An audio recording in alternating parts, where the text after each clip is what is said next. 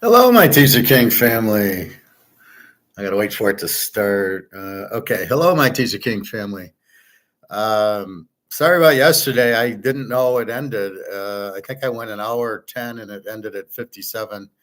So I apologize for that. I have no idea. All of it just said you're done, which is really unusual. Normally I hit end stream and then it finishes. So I didn't realize that. I apologize, but we got most of the meat done in the beginning and we'll cover whatever today. So, yes, as importantly, we did get Gray's Sports Almanac, or as we call it, the Athlon's College Football. I picked that up the other day. Uh,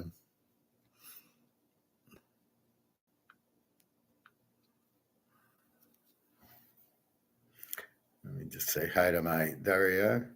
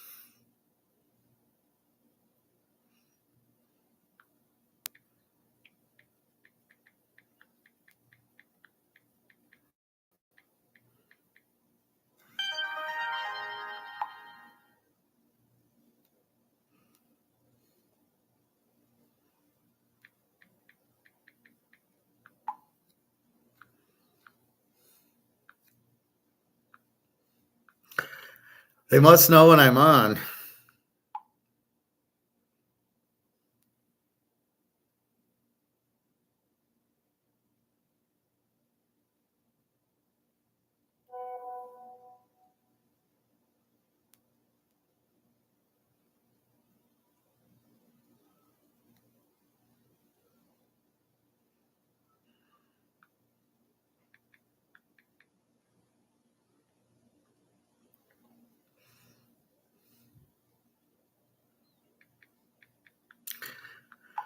All right, let's try to teach. My apologies. My gals from Europe. It's 10:30 in Russia, and I think it's 10:30 in Ukraine right now. So they're about to go to sleep. Jenna keeps having the electricity turned off because Ukraine is not fully functional. Daria is actually still working at 10:30 at the call center, which is nuts. All right, so on to business. So let's first we do our gold. Gold's at 23.1407, up $4. The high today is 23.19. It got down to 22.99. And that's when you can see they did their call option. So they bought it 22.91, and you can say it just zooms up. I'm expecting a bigger movement up by the Chinese tomorrow or on Thursday. Silver 29.21, totally price fixed. Now I'm going to share with you a very good David Jensen. We saw it like 2 weeks ago, and he talks about the Ponzi scheme, which we love to talk about. And I will share that with you after we do our baseball. So this is nowhere near the real physical price of gold and silver. Right? It's done by all these contracts, which are far more than the real gold that they have. It keeps the price down, totally illegal, totally. See, what I don't get is if Madoff goes to jail for Ponzi scheming, how come these guys aren't freaking in the electric chair for what they're doing. I mean, it doesn't make sense. Now, it's mostly London is the one that's really doing it. Comex is really a futures market. This is where gold will be in the future, but it's manipulated too. But London, as we'll see, is the real Madoff, and they should be blown up. And, it's such bullshit. We're all so sick of it, but I think this is where we like the Russians and Chinese because they're not going to tolerate this. They want their gold price higher. They don't want you got 60,000 tons of gold. You don't want it low. You want it at 10,000. So I think that's the salvation for us is the BRICS, the Russians and Chinese wanting the higher gold price. And I think that's what's going to help us. So silver 29.21, we know it's nowhere near real. And gold 23.14, times them both by 10, and you might get a fair price on it. I have a little lightheadedness going on, a little dizziness. I think I was watching TV in bed in the morning, and I think I was leaning against the wall, and I was fine. And then I got up, and I was a little dizzy, and went to the pool, and I was pretty good. And now I can feel my neck's a little tight. So if I pass out, it's because I'm dizzy. All right. So 23.13 gold, 29.21 silver. All right. Let's get to our baseball and football. So, this isn't it. How did we do yesterday? I don't know. I know I won the Baltimore game. And that's all I saw. So Baltimore, I had wins. Let's go into it. 6-10.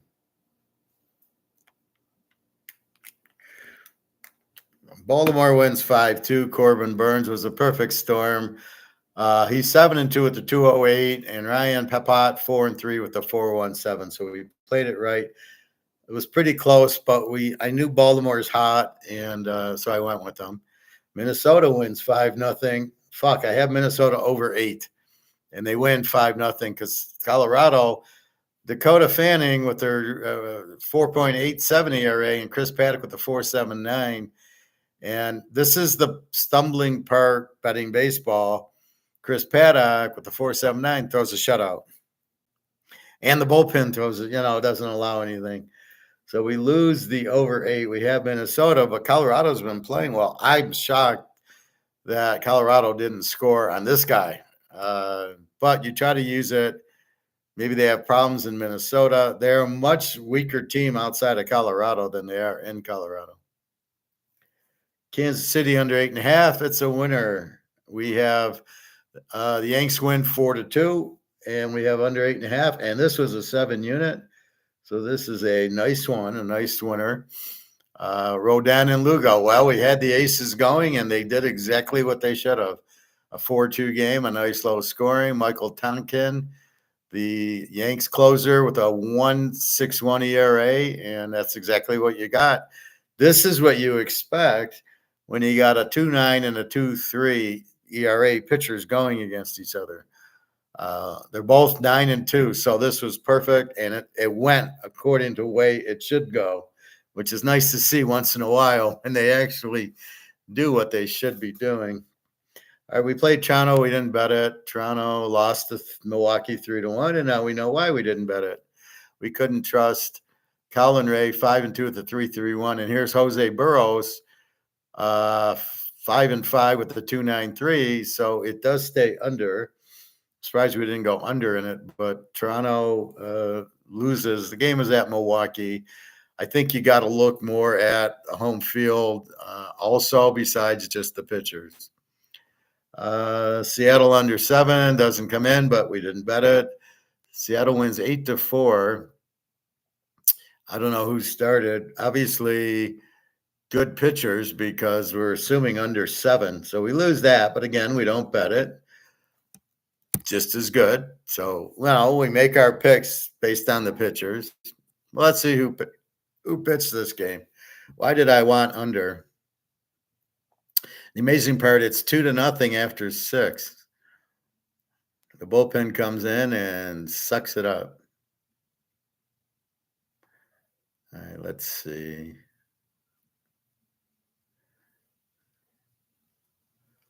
All right, the White Sox. E. Fetty, a 3.10 ERA, pitches 7 innings and gives up 1 run.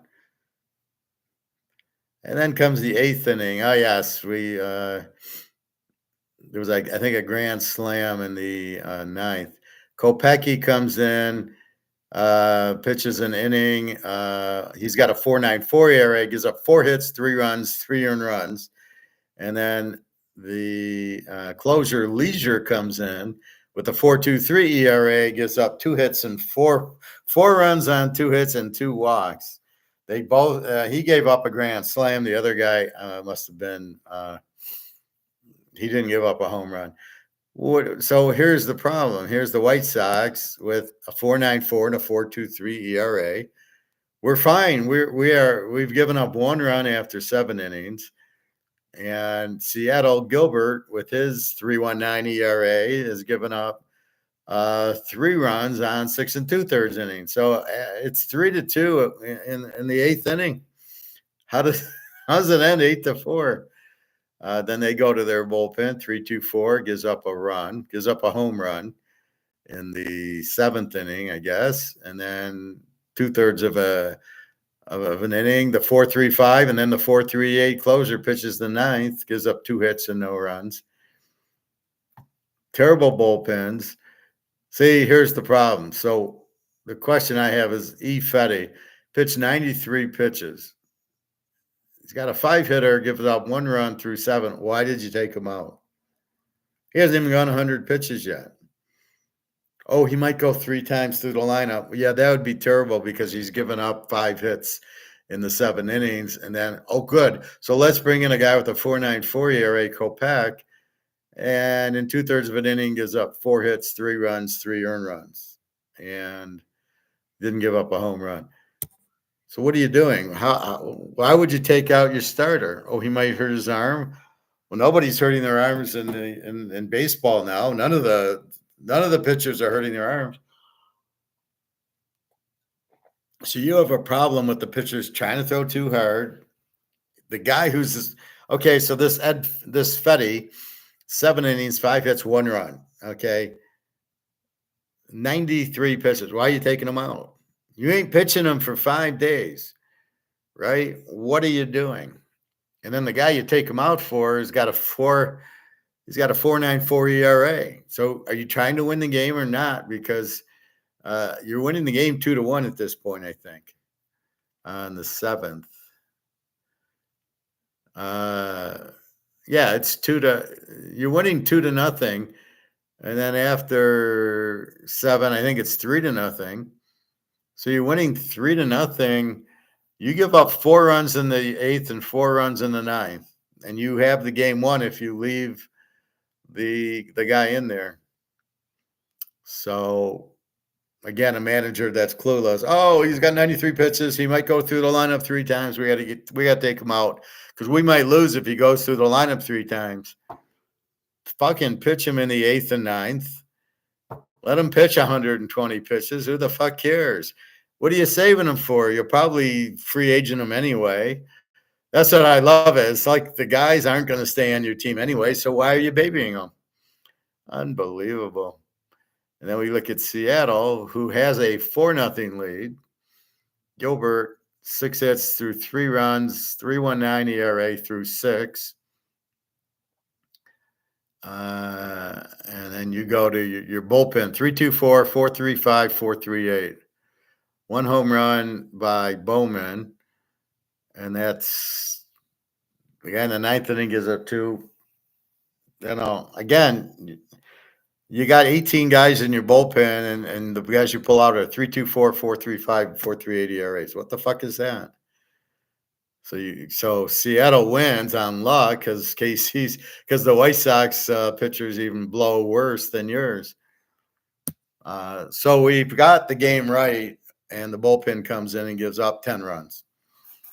Right. So how do you handicap that? Right. That's the problem, right? You don't know. But then you get these other games and the bullpen pitches 4 innings and nobody gets a hit. And you're like, how did that happen? These guys have 5 ERAs and they're throwing shutouts. So that doesn't make sense. All right, next bet, San Diego over 7, and San Diego, it's a push. They win 6-1, and they score 7. So it's just a push. Dylan Cease. So I got Dylan. Well, Dylan Cease led up the 1 run, and Joey Estes, the 4.78 gives up the 6. I would have thought Seagate would have given up a couple more runs, but we got 7, so it's a push. You should get a push back in Vegas. And the last game is Houston over 8, and it's 7 again. I don't know how to figure out Houston. Right. Well, this is spaghetti pitched. Oh, and they lost. Frisco won 4-3 and 10. So all of a sudden, I'll tell you, Houston really raised its batting average. They were really low, like 210, 220, and I said, wait till they wake up. Well, they're now hitting 260. They woke up. All right. For Houston, Spaghetti pitched 5.33 ERA, throws a 4-hitter for 5 2/3 innings, 99 pitches. 99 pitches in 5 innings. Jesus Christ. These guys suck. Then we got pretty good relievers, a 210, a 165, a 394, and a 367. The 367 comes in the 10th inning, gives up 4 hits, 3 runs, 2 earned. And that's it. They gave up 3 runs. And so, what was it, 1-1?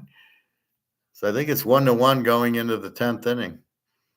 Anyway, so Houston, their guy with a impressive 3.67 ERA gives up 3 runs. And then the 49ers, Kay Harrison, 3.96 ERA, 4 hits, 1 run. I don't know if he was this there. 270, 262, 376, 382, 305 bullpen. So not too bad. The only guy gives up runs, they give up 2 runs. E. Miller in the 10th inning gives up 2 runs, in which Frisco gets 3 to win the game. Rodriguez gets the win. He pitches a 10th of an inning. Really? That's ridiculous. So he's got a 305. The 382 guy, 3 hits, 2 runs, 1 earned run, no home runs in the game. So Harrison, with the 4 ERA, gives up only 1 run. So that's what you have. Let's see. So it's 1-1 going into the 9th inning. Going into the 10th inning, Houston gets 2 runs. Alex Bregman's, there you go, singled in Altuve. The clutch come through in the 10th. So we've got a 3-1 game. And then we've got Frisco making it 3-2, making it 3-3, and then 4-3.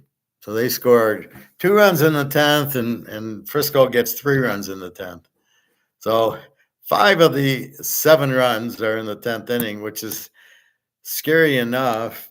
But I have over 8, and I miss. And again, Houston, they start scoring, and then here they play the 49ers. Montana's not playing, and it's a 1-1 game. This is what drives you nuts with the betting is you start seeing the team hitting. Okay, I'm going to bet them to hit. They don't do anything. So overall, we hit 5 units on Baltimore. We lose 5 on Minnesota. We hit 7 on KC. We hit 5 on San Diego, and we lose 5 on Houston. So those wash out, and those wash out. So we make 7 units. So we go 3-2. But the big one, KC under 8, wins. And that's why you differentiate the big one, because it was good. It was a good pitching matchup. So that's yesterday's game. The basketball is not till tomorrow.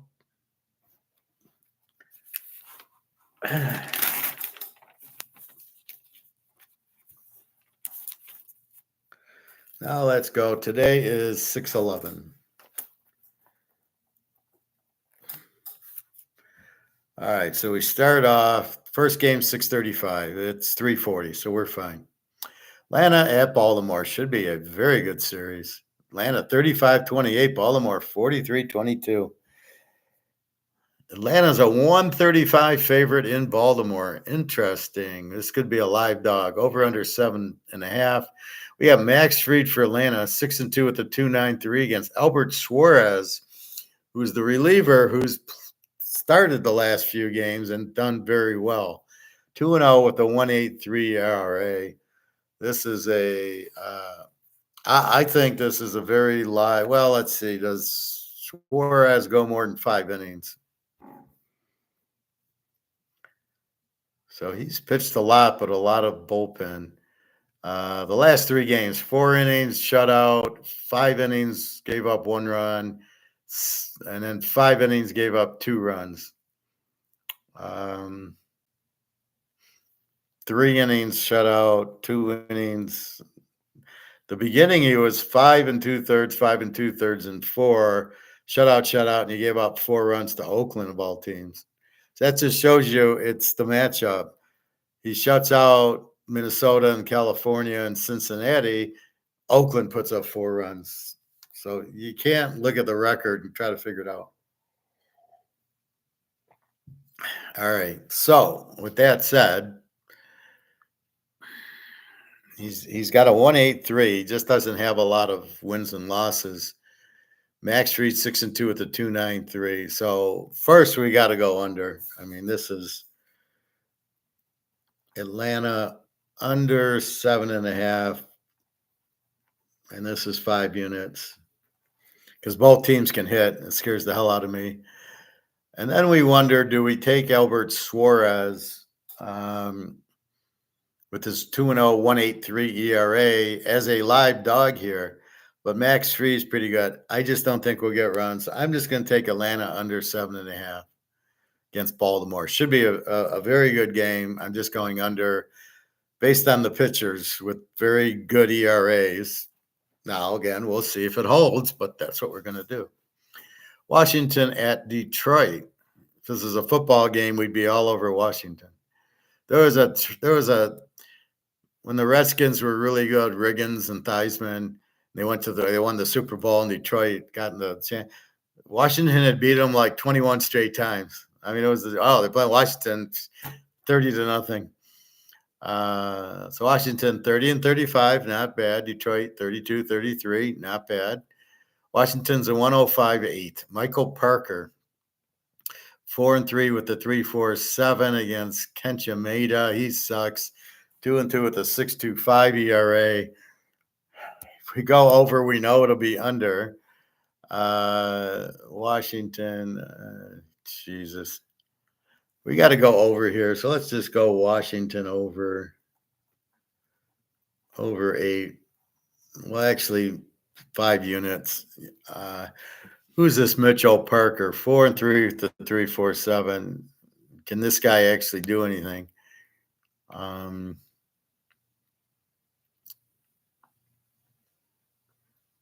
Well, he gives up 2 runs, 3. 3-3-3-2, and it's 5 innings, 6-6, 5, and a 7. So they should give up at least 3 runs, and Maeda is terrible. So, yeah, this is a good over. We'll go 5 units on it. We don't trust Detroit at all, so it's 5 units. The Cubs in Tampa. Tampa's a 145, 7.5 in Tampa.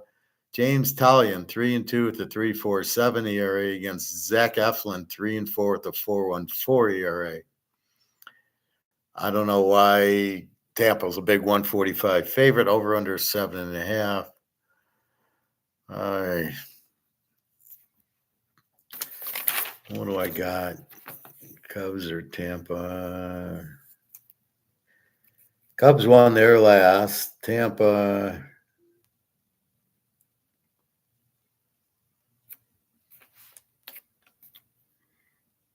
I don't know. I usually go the other team. I think Baltimore beat them pretty good. 7.5's low. 3.47 and a 4.14. And the Cubbies. So we'll go over. We're not going to bet it. Cubs over, and only because it's 7.5. It's such a low number. It's one thing when it's like the Atlanta Baltimore 7.5 that we get. You got two aces. You got a 183 and a 293. You expect it that they won't be able to hit.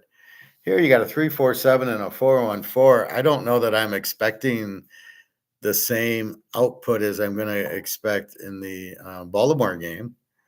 So I'm going to go over. I seem to mentally know anytime I get this, I get these 4.0 ERAs and a 7.5, it goes over. Philly and Boston. Philly 155, over under 8.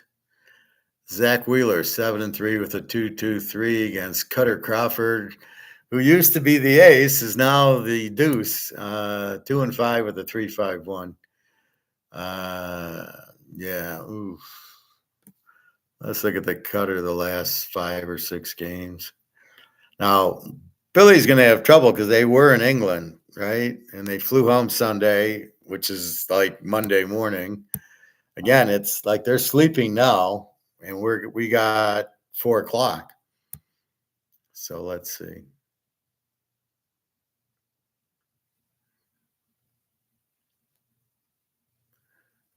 Is this the Cutter from Florida?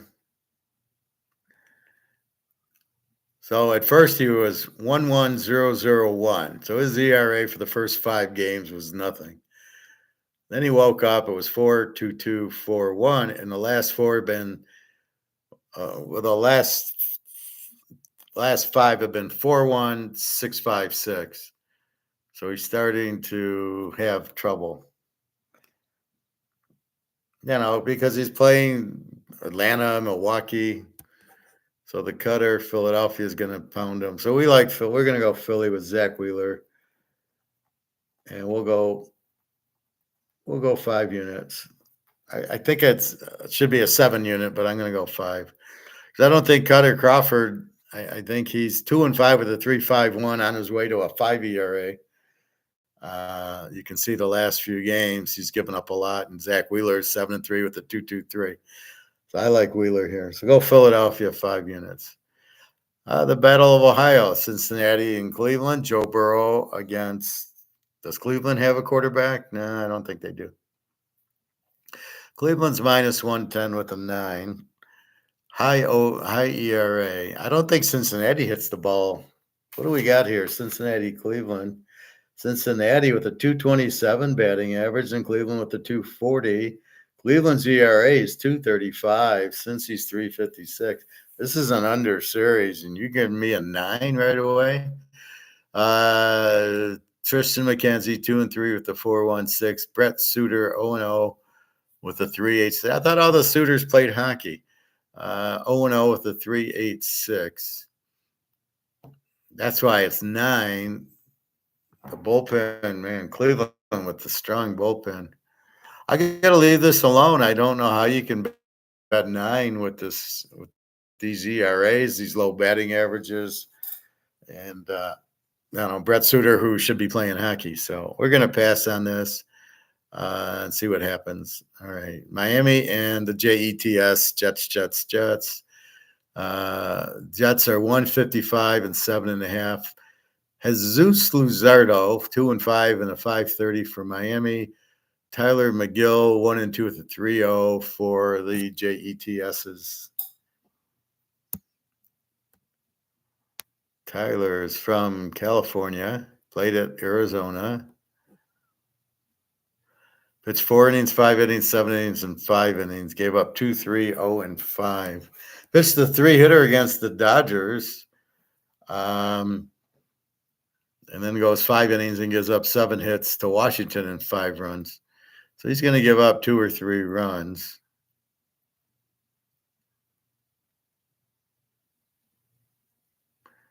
And Jesus gives up 5. So this is over here. Let's go Miami over 7.5. Now, do we want to bet it? Miami's hitting a whopping 234, force 160 ERA, pretty weak. The Mets, I think, have been hitting. Yeah, they're up to 254 with a 305 ERA. Their ERA went from 287. Oh, no, that's the Yankees. Went from 392 to 385, and they're hitting 242. Helps if I get the right New York team, right? The Mets, 385 bullpen and 242. Miami, yes, I like this game over. So let's go over for 5 units. Should go over. Weak bullpen, weak starters. And the best, it's only 7.5. And I think the Mets are starting to hit. They hit good against Philly. Colorado, Minnesota. Minnesota shuts them out yesterday, 5-0. I'm tempted to take them. Colorado, shit on the road, good at home. I was looking at those stats yesterday. I was looking at the thing, and then I was saying, if you look at the standings for run for and runs against, and then the next column is how do they do at home versus the road? And most of them are okay, but then you get to Colorado, and they suck it on the road. Minnie's a 210, 8.5. Cal Quantrell, who won his last game, I think beating Houston, 5-4 at the 3.54 against Louis Varland, 0-4 at the 9.18. How the fuck is Minnesota a 210 favorite with the guy with a 9.18 ERA? You got to be kidding me.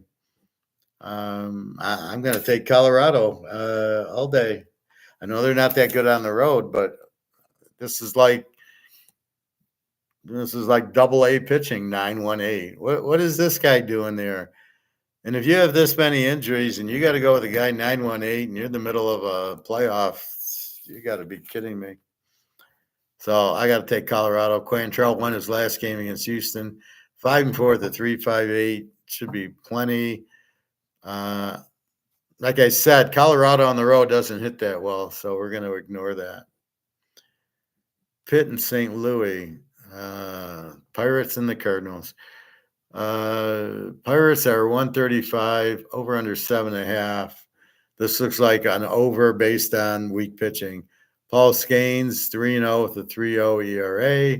Miles McCullough, 4-6 with a 5.32. So we're going to take Pitt, and we're going over 7.5 on principle, and we'll go 5 units. I mean, Scanes, okay, maybe he's good. 3.0 ERA, okay. So he gives up 3 runs. McCullough, 5 ERA, so that's 8. We got 7.5. Let's look at the teams. St. Louis hits 235. Pitt hits 235. Pitt has a terrible bullpen, 450. St. Louis, 371. I would say St. Louis wins the game. But McCullough isn't great. Scanes, okay. I got to go over. It's just the principle. It's only 7.5. So we're going 5 units on Pitt, or Pitt over. The Yanks and KC, the marquee matchup this week. Yanks minus 135, 9.5. We got Marcus Stroman, 5-2 with the 3.04. Against Brady Singer, 4-2 with the 2.76. Over under 9.5. This is another. We're going KC under 9.5, and we're going to go 7 units on this. Brady Singer, 4-2 with a 2.76. And I like he's only pitched 1 or 2 games. So his ERA is pretty solid. Marcus Stroman, 5-2 with a 3.04. Where you get 9.5 runs. Okay, I get it. They got Aaron Judge, but he's hitting about 210. So just don't let him, just walk him 4 times. But this see here, these ERAs would say a 7.5, and it's 9.5.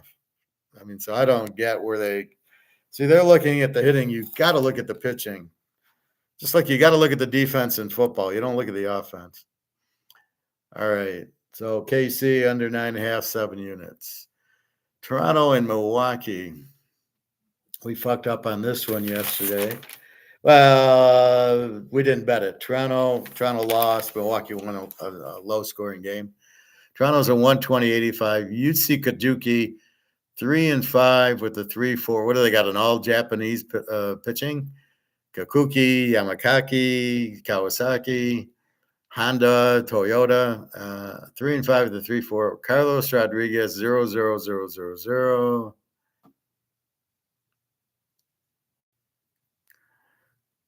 From Nicaragua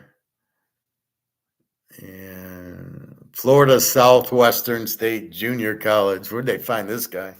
6th round from Milwaukee. No stats. He doesn't even get a picture. They all have pictures up. So we got nothing here with this guy. What do we do here? Toronto Kabuki, 3 and 5 with a 3.48. Toronto's favored by 128 and a half. Milwaukee's a good team. New pitcher. Milwaukee hits 257. Their bullpen's 334. And Toronto is hitting 233, 488. Well, this looks like an over because Yazuki 348. Rodriguez probably gives up 5 runs. I'd say this is probably an over, but I gotta pass. I don't know. I have no info on Rodriguez. He might just throw no hitter and we'll be over. So until we know who it is, we gotta just watch him. The White Sox and Seattle. Seattle's minus 225 and 7. Drew Thorpe, 0-0 with an 0-0-0. Oh, against Ric Flair, Brian Wu, 3-0 with the 107. Let's see what this Drew Thorpe isn't the White Sox playing twice? Let's see. Drew Thorpe has no stats. Where am I? Chicago, Seattle. Are they playing a doubleheader? No, that's the Cubbies. Other Chicago team. Drew Thorpe hasn't pitched yet in the major leagues. Going against Seattle, against Ric Flair, 3-0 with a 107. Brian Wu. How could you have a pitcher named Wu? Where's Ric Flair? Is he going to be at the game? He can start walking to the mound and then fall over like he does 15 minutes after the hit. I got to take Seattle here. I got to take Ric Flair, and I'm gonna play for 5 units. White Sox, terrible team, and Brian Wu with a 107 ERA, and I've seen enough of him to know he's legitimate. So we're going Ric Flair, and we're not going to fuck with the over-under because we don't know enough about Drew Thorpe. Oakland and San Diego, week 1 of the NFL. And we're going to go under with the Oakland-San Diego game, but this one, the baseball game, we got to see. San Diego's a big 160 favorite over under 8. JP Sears, 4 and 5 with a 3.93 for Oakland. Randy Vasquez, 1 and 3 with a 5.0. Did they play yesterday? San Diego over 7, played a 7. I mean, I don't know what to do with it. Vasquez 1 and 3 with the 5.0. Sears. I'm gonna. This should be an over. I'm gonna go San Diego over 8, but I'm not betting it. That's what should be with a 5.4 ERA and a 4 ERA. California and Arizona. Arizona 160 and 9. Jose Suarez 1-1, 1-0 with a 6.54. Jordan Montgomery used to be on the Yankees, 3 and 4 with a 6.80. All right, can we trust these guys to hit? California's 236 with the 4.84 ERA. Arizona 247 with the 4.40. So the bullpens suck. But just when you think the bullpen sucks, doesn't mean anything. I'm so sick of the 4.0 pitchers shutting you out and the 1.1 pitchers giving up 5 runs. So I don't know how meaningful that is, the bullpen stat or the batting stat. You got 2 pigs starting, 654 and a 680. Over under 9. I'm not going to play it. I'm going to go Arizona over. So this is the funny part. Then this game wins, right? They play a 15, and you're like, why didn't I play it? And then we got Miami over 7.5, and you're like, how did I not play Arizona over 9? All right. The Houston Oilers against the 49ers. Montana against Warren Moon. Frisco minus 120 over under 8. We got Ron L. Blacko 5-2 with the 278 against Jordan Hicks 4-2 with the 282. Enough said. San Francisco under 8. And I think we're going to go 7 units. What do we got? Houston over 8 loss. So we're going to go 7 units. Frisco under 8. 2 strong, not aces, but 2 pitchers. So a 278 and a 282. We're going to go under in this game. Neither team really hits that much. And the last game will be the Cowboys against the LA Rams, or the Dodgers, as you might be familiar with it. The Dodgers minus 160 and 9. Dave Dunning 4-4 at the 409 against James Paxton for the Dodgers 5-1 at the 409. The Dodgers hit the ball. Do the Dodgers have a bullpen? 303, pretty good bullpen. Dallas is a 242 with the 4-5. So Dallas really sucks. The Dodgers, you can really get them this low at 160 over under 9. Is Texas hitting the ball? I'm just going to go with the Dodgers. LA, I'm not going to play them. You can play them for 5 units, probably okay. But 2 weak pitchers, 2 4.0 pitchers, over under 9, big hitting Dodger team. Texas is not. They're hitting 242. For as well as they hit last year and the playoffs and the World Series, they ain't there yet. So I'm going to go that. So let's review. Atlanta under 7.5, 5 units. Washington over 8, 5 units. The Cubs over 7.5, nothing. Philly, 5 units. Miami over 7.5, 5 units. Colorado, Pitt over 7.5, 5 units.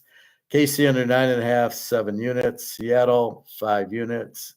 San Diego over 8, no bet. Arizona over 9, no bet. Frisco under 8, 7 units. And the Dodgers, no, we're not betting it, but we're taking the Dodgers. So that is your plays. Again, the bets: Atlanta under 7.5, 5 units. Washington over 8, 5. Philly, 5. Miami over 7.5, 5. The Steelers over 7.5, 5. Kansas City under 9.5, 7. Seattle, 5. And the 49ers under 8 for 7 units. So 2 7-unit plays, I think. Yeah, the KC under 9 and the 49ers. So Montana must be out today if I'm going under. So that's your baseball. We talk gold.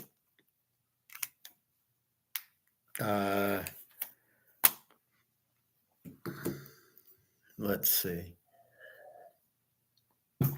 So I just heard from the girls, so I'm a happy camper. See, this is what I understand with Daria. Today, I'm at work, and she gives me, boom, boom, boom, and have a good night, and that's it. So why do I go 6 days without contact? That's what fucks me up. Now, if she regularly didn't talk to me, or every once a week, then I wouldn't have cared. I wouldn't have expected it. But every day, and then it's gone. That's the problem. That's the stoic part. You start analyzing and go, no, she normally says hi every day. Okay, I can skip a day, but 3 days, 4 days, like what the fuck's going on? Anyway, the attorney did get the letter I sent, so I can get the check. She got it today. She's mailing out the check tomorrow, so I should have it by Saturday. Not a big check, but it helps, and I'll share it with the girls. I'll go buy some more gold. So I think I'll buy another 1/4 ounce. It's 1,200, so this will be about 650. And then I'll help the girls get some flowers for the girls, just to kind of make them happy. And that's it. So that's what I'll do. Let's see. So let's dig into this economics. Oh, no, wait. I'm going to go through Grey Sports Almanac before I turn to economics. The Greys Sports Almanac. I got it at Myers yesterday, which is like a Target. Athlon Sport. Look at the price of this fucker now. It's up to used to be like $7-8. It's $14.99. See, you want to see inflation? There it is. $14.99 for this? You got to be kidding me. But it's only bought once a year, so what the fuck? Now I have issues with this guy, but first we're gonna go through the new conferences. And well, first I'm gonna go through his All-American team, which I strongly disagree. So his first team offense, Carson Beck, Georgia. Okay. Ollie Gordon, Oklahoma State. Absolutely, it's Jim Brown. Absolutely love it. Travion Henderson, Ohio State, I don't know. Receivers from Arizona, McMillan. From Missouri. Missouri's very good this year. We'll be betting on them a lot. Luther Burden. Ugbagwa from Ohio State. He's first team All-American? I don't think so. Oh, it's just because he goes to Ohio State. And that's what I fear from these guys, is they're just taking guys because, he went to Alabama or Georgia or something. Loveland from Michigan, the tight end. I don't know about that. And then his linemen, LSU, Texas, Georgia, Ohio State, and Alabama. I don't know about that either. First team defense, guy out of Tennessee, Michigan, Notre Dame, Ohio State again. Linebackers, Ohio State, or Oklahoma, LSU, and Iowa, and Clemson. And then the secondary, Michigan, Ohio State, and Georgia. You're telling me Ohio State's got a cornerback and a safety, first team All-American? This team shouldn't let up 7 points a game. All right. Now just read second team, Dylan Gabriel, quarterback, Oregon, and then Omari Hampton, North Carolina, and then another guy from Ohio State. You have 2 guys from Ohio State, All-Americans, first and second. What are you, on drugs? I don't buy that. 2 Oregon receivers, second team. I don't buy that either. Brent Guthrie, the Utah tight end, I do buy. And then the defense, Ohio State, Kentucky, Louisville, A&M, Old Dominion. I love that. It's the crown. Oklahoma State, Georgia, Iowa, Colorado, Travis Hunter, Notre Dame, and Purdue. Now, the second team defense sounds a lot better. You have much more flavor, and you think they're actually doing their work. Third team. Here's why I have a problem. Jalen Milrose is your third team quarterback, and Cam Rising isn't showing up. I think Cam Rising should be your, at worst, second team quarterback. Where the fuck is he? Jay Dodd is all purpose, should be the running back. Now here I like here's the receivers: Vegas, Colorado State, and Miami. That I like. Now I can believe what he's cooking. And defense: Ohio State, Miami, Florida State, Ole Miss, North Carolina, Oregon, Oklahoma State, another Miami guy, Oregon, Iowa, Oklahoma, Alabama. I don't know. There's no way Jalen Milrose is the third team All-American quarterback. Sorry. Gabriel I can almost take, but where's Cam Rising on this? Oops, you missed them. Now let's go through the divisions. Here's the ACC. This will be a good laugh. ACC, Boston College, Cal. Yeah, they're on the Atlantic coast. Clemson, Duke, Florida State, Georgia Tech, Louisville, Miami, North Carolina State, Pitt, SMU, Stanford, and then Syracuse, Virginia Tech, Wake Forest. So the best quarterback, which I highly doubt, is Cam Ward from Miami. There's no fucking way this guy's anything. And then you've got Uglia Buglia from Florida, who went to Florida State as 2. At what point do you see Uglia Buglia completes 3 passes? He sucked at Clemson. They had to transfer out. Sucked at Oregon State. They replaced him. At what point do you think this guy's good at? What is it you need to see? Now, we all saw the Florida State struggle when they lost Travis, and we all saw Miami struggle with my man. What's his name? Van Dyke. You couldn't win with Van Dyke. You're not winning with Cam Ward. So I look at that. The 17th quarterback's Pitt, Stanford. Where's North Carolina? They're 10th with what? Mitch Trubisky Jr. or Drake May or whoever the fuck that North Carolina has. I always look at the defense. Clemson, DL2, linebacker 1, DB 1. Florida State 1-2-3. Miami 4-2-6, which I don't buy what they're cooking. Virginia Tech 3-9-3. Georgia Tech 12-14-13, and Pitt 14-15-14. Stanford 17-12-17, and Wake 10-13-16. I don't know if Wake's this bad. So those are the this is the ACC with Cal and Stanford joining and SMU. What a fucking nut. This is crazy. American, we've got Army, Charlotte, East Carolina, Florida Atlantic, Memphis, Navy, North Texas, Rice, Temple, Tulane, Tulsa, UAB, South Florida, and my UTSA. The number 1 quarterback's Memphis. Okay, I can buy that. Number 2, South Florida. Number 3 is UAB. And number 4 is Rice. I don't know. I thought Rice's guy retired, so I'll have to look into this. Anyway, so you got Army and Navy in the American.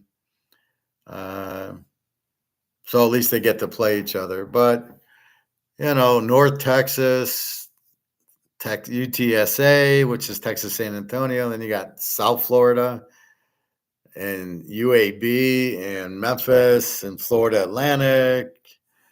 It's all over the place. These conferences are so stupid. All right, the Big 12. Arizona State, Baylor, BYU, Cincinnati, Colorado moves over, Houston moves over. No, I think they're Iowa State, okay, Kansas State, Oak State, TCU, T-Tech, UCF was there, Utah moves in, and West Virginia. And can anybody riddle me this, Batman? How the fuck is Cam Rising the number 4 quarterback in the Big 12 here? So they go, 1 is Kansas, which I violently disagree that Jalen Daniels is the best quarterback here. He's been injured. It's been Bean that's been lighting it up for Kansas, not Daniels. Their offensive coordinator moved on. So is it the head coach? Probably. Daniels is not all that. 2 is Colorado. How the fuck is Primetime Junior ahead of Cam Rising? Are you out of your fucking mind? Do you want me to take this serious? 3 is Arizona. Yes, that guy should be probably 2. And then Cam Rising 4 and West Virginia 5. And the worst is Cincinnati and BYU are terrible. TCU, I question at 13. They normally have good quarterbacks, good coach. And Texas Tech's at 10 at quarterback. Oak State at 12. Now, Oak State does have the 1 running back, which would make sense. Kansas is 2, makes sense. Kansas should be very explosive like they've been, a great over team without much thing. I think the head coach has been really their offensive coordinator, but I don't like Daniels at all at quarterback. It's not been him. It's been the backup. And what's killing me to look at the analysis, they'll bring up the bowl games. Well, this guy looked good in the Jack's Car Wash bowl game. You're like, fuck, nobody played in the bowl games except for the playoff games. Everybody sat out. You're going to say how good Georgia is because they did good against Florida State's 4th team? Florida State didn't even try. They didn't. All their players sat out. So you want to tell me how good Georgia is? Because they did good against the fourth string of Florida State, and we know all these players that sat out. So don't start bringing in the bowl game as your analysis. It's bullshit. All right. So that's your Big 12, the Big 10, which is the big, what, 16? Illinois, Indiana, Iowa, Maryland, Michigan, Michigan State, Minnesota, Nebraska, Northwestern, Ohio State, and now it gets interesting. Oregon, Penn State, Purdue, Rutgers, UCLA, USC, Washington, and Wisconsin. So you basically brought in Oregon, Washington, USC, and UCLA. What the fuck? They got Ohio State with the number one quarterback, Will Howard from Kansas State. Pretty good. Oregon's got the guy from Oklahoma. What's his name? Dylan Gabriel. Okay. Three's Penn State's Ellard, who was like 20 touchdowns, 1 interception, but he like threw for 100 yards a game. 4 is USC, who's never played. Oh, he looked good in the bowl game. Oh, excuse me. 5 is Washington, who I have no idea because Penix graduated. You have Van Dyke 8, which is a joke. You have Nebraska 7. You have Michigan State 6. Are you kidding me? What are these guys out of their fucking minds? So it's a big duel between Ohio State and Oregon, and they will play each other. And Oregon plays Michigan, and I'm waiting for that game. I hope Oregon kills them. I don't understand UCLA. Well, they lost their coach. Chip Kelly's now at Ohio State. So UCLA brings in a new coach, and it's like, here's their rankings: quarterback 15, running back 11, wide receiver 10, O lineman 17, DL 16, linebacker 16, and defensive back 17. What are these guys? These guys are worse than Northwestern and Rutgers? Holy fuck. And Illinois and Indiana? I'm sorry. UCLA is not going to be that bad. And USC, you've got ranked way too high. 4th quarterback. Then you got on defense 7, 10, and 9. Did you see their defense? Do you think they brought in a new defensive coordinator? That'll solve everything. I'm not buying what they're cooking there. Washington, 5 quarterback and then defense 13, 12, and 10. I don't know about that either. Wisconsin's pretty weak. So the worst quarterback is Northwestern, Rutgers, Illinois, and then UCLA. I'm not sold on because I think they had a pretty good one, unless everybody left when Chip Kelly left. UCLA had a very good defense, so I'm not quite smelling what they're cooking here. All right, Conference USA, one of my favorite conferences. Florida International, Jacksonville State, Kennesaw State, Liberty, Tech, Middle Tennessee, New Mexico State, who I like, Sam Houston, UTEP, and Western Kentucky. What a fucking conference this is. Holy shit. Jacksonville State, Keenewa State, Tech, Middle Tennessee, Sam Houston. All right. Best quarterback, Liberty. Who the hell is their quarterback? Kennesaw Salter, Liberty. Have we heard of him? Was he there last year? Maybe. I don't know. Maybe he was, but I don't know. I'll have to research that. West Kentucky, you'd have think would have had the best quarterback. And then it's Jacksonville State, Middle Tennessee, whatever. So we'll concentrate on that's where the money's made in Conference USA.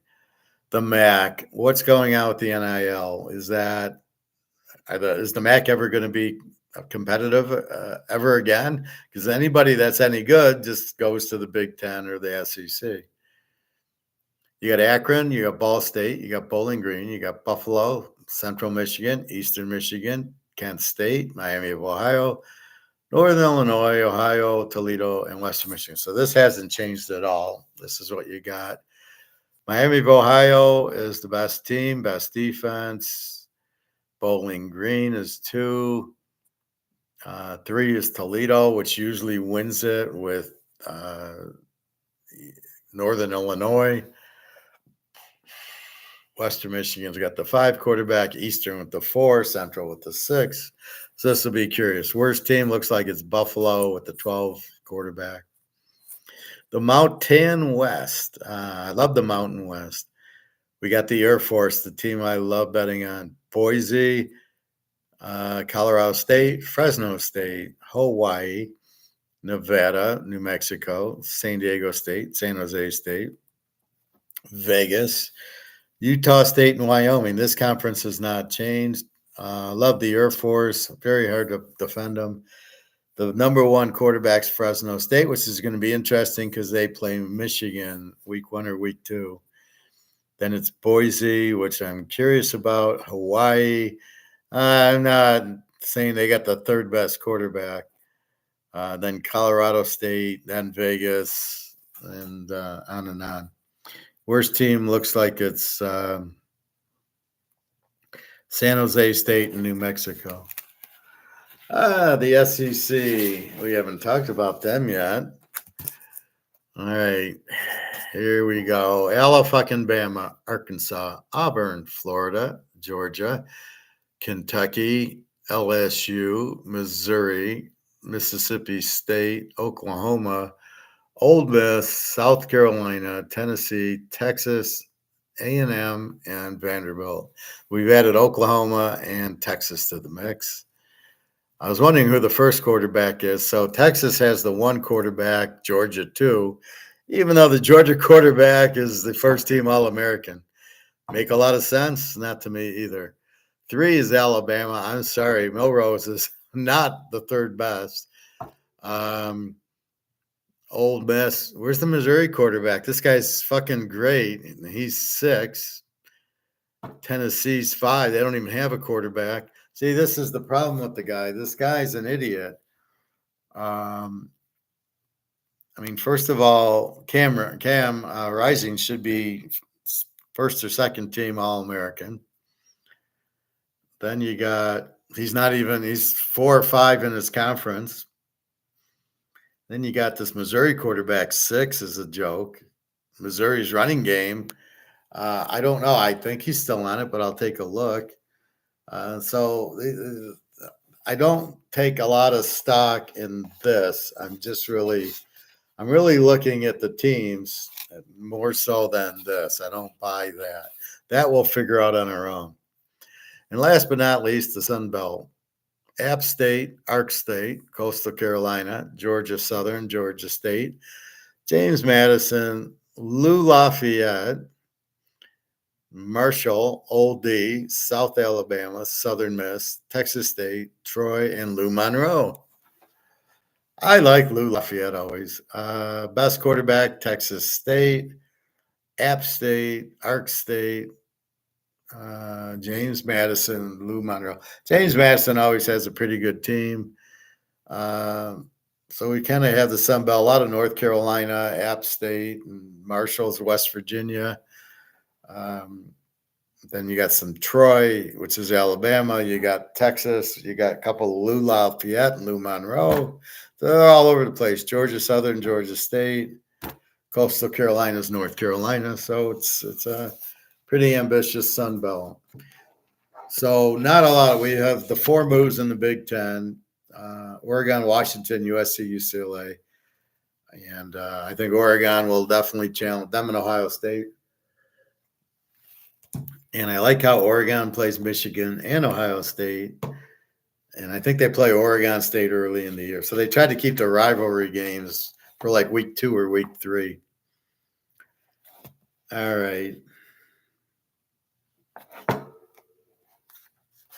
The Heisman watch, who the fuck knows? Tier 2, fuck that. Coach is on a hot seat. All right, let's look at this. So this tells you how bad the coach is that he's on the hot seat. So Dave Aranda on Baylor, Mike Bloomberg Rice, who I thought Rice was pretty good last year. Sonny Cumbry, Tech, Stan Drayton Temple, they suck. Will Hall, Southern Miss, they suck.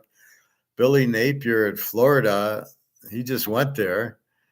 Mike New, Ball State. Sam Pittman, Arkansas. They were good. Getting Warm, Tony Elliott, Virginia, Mike Houston, Eastcar, Charles Huff Marshall, Clark Lee Vandy, Jim McElway. Central, now he was the guy that really good at Colorado State, goes to Florida and does Kumbaya, and then comes to Central Michigan. So I don't know. And then Pat Narduzzi from Michigan State at Pitt is on the warm seat. Now, here's where it gets fun, and this is where we have to keep an eye on. New head coaches. I got 31 new head coaches to fucking worry about, right? Because all your stats go out the window. You have no idea. We have to wait at least 4 games for 31 teams to figure out what the fuck's going on. All right, so I'm not going to read the name. I'm just going to read Alabama, Houston, Michigan State from Oregon State, Tulane, Indiana, A&M, Michigan, Buffalo, Washington, San Diego State. Washington shouldn't be bad. They get the Arizona head coach. And Arizona, we haven't gotten to yet. San Diego State. James Madison, New Mexico, Arizona, Nevada, Boston College, UTEP, Old Mississippi State, Duke, Middle Tennessee State, Northwestern, Boise. He was 3-1 as the interim head coach. They made him the head coach. Okay, yeah, I can't see a problem there. This one's kind of interesting. The Navy coach, Ken Niedematola, is now at San Jose State. Georgia State, South Alabama, Major Applewhite used to be the quarterback, Texas or something. So look for South Alabama to score a lot. Syracuse, Louisiana Monroe, UCLA running backs coach, first time to coach. How the fuck can you put a guy who's never coached before and he's your coach? Good luck, UCLA. Wyoming, Troy, Oregon State, and New Mexico State. What happened to New Mexico State's coach? He was pretty good. Mexico State's wide receiver coach promoting Sanchez, an alumni, ensures continuity. Yeah, but I like the New Mexico State coach. He won us a lot of money. 10 best games of 2004. I don't really care.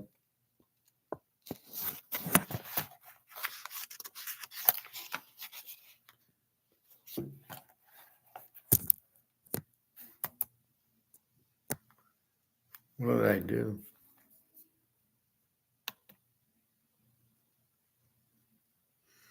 I darkened the screen. Can you guys still see me? What the fuck?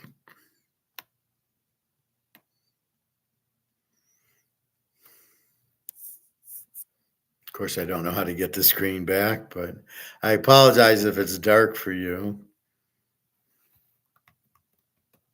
I'm sure there's oh wait, maybe here.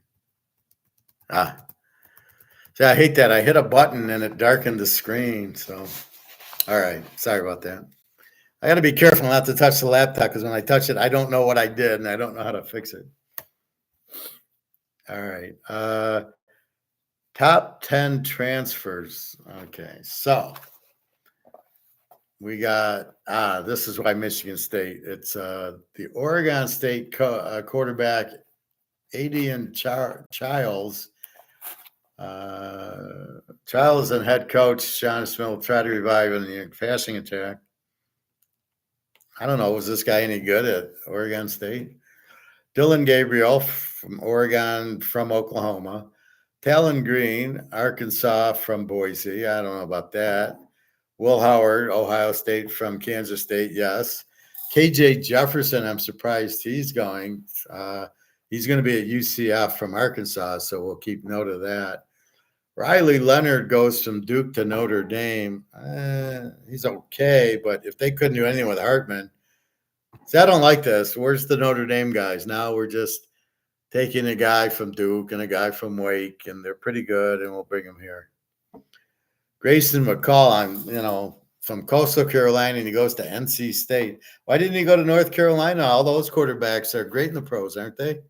Oh, wait, yeah, they all suck in the pros, don't they? But Grayson McCall, so we'll keep an eye on NC State. They got a good one. This one I don't understand. GJ Uglia going from Oregon State to Florida State. The former Oregon State and Clemson starter will take the reins following the departure of Jordan Trey. Unfortunately, that's all they said because he sucks, and I doubt he'll start the whole time. Now, this one I can't really understand. Cam Ward going to Miami from Washington State. He threw for 6,900 yards with 48 touchdowns and scored 13. And how many interceptions did he have? And how many big wins did he have? Oh, yeah, none. Just the games in Washington State, as we pointed out to our friend last year, thinking he was the greatest thing. And I said, well, let's see him on the road. He's got Oregon coming up, and yeah, he didn't show up for that game. So, yeah, he beat Wisconsin at home and one other game, maybe Oregon State or something. But he's not going to do anything at Miami. Their coaching is probably the worst in the country. But yeah, by the way, we can take a knee and it'll run out the clock. We could do that, but let's not do that. Running back Quishon Junkins from Ole Miss to Ohio State. I don't know. The two-time first team all SEC performer. Why would he want to go to Ohio State? He's first team, and you've already got like an All-American at Ohio State. So what do you can't find another school to go to? Trevor Etienne from Georgia to Florida. He's Etienne's brother who played at where did he play at? Clemson. Damon Martinez from Oregon State to TBD. So he'll be at the grocery store this year. Isaiah Bond from Alabama to Texas. People leaving Alabama. Evan Stewart from A&M to Oregon. Kind of strange. Antoine Wells from South Carolina to Ole Miss. Gaden Green from Oklahoma to Missouri. This is offensive line. Lance Hurd from LSU to Tennessee. Gaden Proctor from Iowa to Alabama. Offensive lineman. See, this is what I don't like. You're at Iowa. You're transferring to Alabama. So how bad is Alabama that they're going to take an Iowa offensive lineman? This is the problem I have with college now. It's bullshit. You recruit, and that's who you get. Okay, defense. A&M to Ole Miss. Guy from Purdue to A&M. A guy from Georgia to Kentucky. Bastard. How are you leaving Georgia? A guy from UTSA to Texas. Wow. A guy from Washington to Oregon. I find that extremely rude. Like, these are your enemies, Oregon, not your friends, and you transfer there. Oh my God. Alabama to Ohio State. Very strange. This is a SEC Freshman of the Year, but I think he's a safety. Caleb Downs goes from Alabama, SEC Freshman to Ohio State. What the fuck is that all about? Guy from Clemson to Texas, a safety, and a guy from Michigan going to Alabama as a safety. What is that? That's a bunch of shit. You don't. How do you transfer from Michigan to Alabama? What the fuck you thinking? These are your enemies. What are you doing? Breakout players. Let's look at that. Okay, I don't understand any of this. This is such bullshit. Jackson Arnold, quarterback at Oklahoma. Who's he? Gabriel played all. And here's where I have the problem. It's After working his backup to Gabriel last year, the Texas native started the Alamo Bowl against Arizona. Oh, whippy. And was up and down, 26 of 45 for 361 yards and 3 interceptions. But he's going to be a breakout player. Okay. Tennessee, Nico Imlavia. I've never heard of this guy.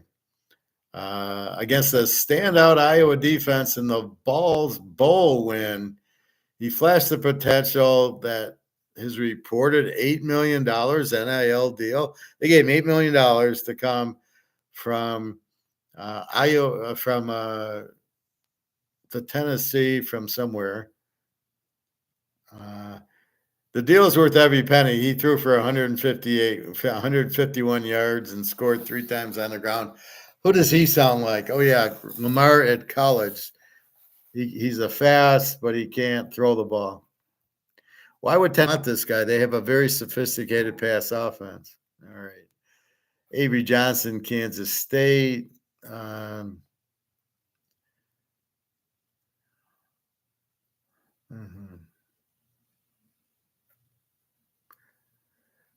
In his first start, Johnson earned Pop-Tarts Bowl MVP with 242 yards.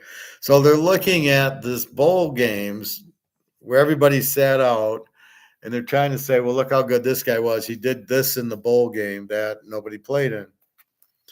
Garrett Nussmeier, LSU. Let's see. Nussmeier shined in limited time, so that doesn't mean anything. Justin Haynes, Alabama. He was limited to just 25 carries as the number 3 back, and they think he's going to be good now because he had 25 carries at Alabama last year. So you're getting the point. It's such stupidity. The guys writing this are a bunch of fucking idiots. I'm not even going to look at the defense. Do I care that he did good against the 4th string in the bowl game? So, wow, he's a winner. They don't mention Cam Rising for being, I don't know. So they're picking Georgia as the number 1. 15 things to watch. Coach Prime's second year at Colorado. I think we should all watch that after we throw up. Prime Jr. is the number 2 or 3 quarterback. Are you kidding me? All right, let's see. Life after Saban. I like the Washington coach. All right, we're not going to go into this. We're just going to preview it. So previewing the ACC. Here's their list. They got Florida State, Clemson. Oh, keep in mind, Florida State doesn't have a quarterback. And if they think Ugly Boogly is a good quarterback, I got news for you. He's not. Florida State, Clemson, Miami. Miami will not be that good with that head coach. Louisville will be higher up. NC State, Virginia Tech, SMU will be higher up. North Carolina, I don't know. Georgia Tech will be higher up. Cal, Syracuse, BC, Pitt. Duke will be, well, I don't know who Duke's coach is. Wake, Virginia, and Stanford. They got Stanford was on the bottom in the Pac-10. All ACC team. Cam Ward, Miami. Are you fucking kidding me? There's no fucking way he's the first quarterback. Damon Martinez. Yeah, okay. You did nothing with Tyler Van Dyke. You're going to do something with Cam Ward? Are you out of your mind? Jay Dodd at Cal, he's the best running back. They don't have him as an all-purpose. So they got Miami quarterback Ward, Miami running back Martinez, who's from Oregon State, I believe, and Respito was at Miami. And that's it. First team defense, Florida State, Louisville, VTech, Miami. Yeah, it's all over the place.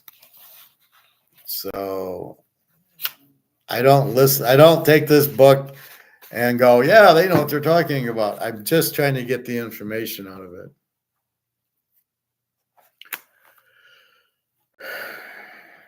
We talked about that, new coaches.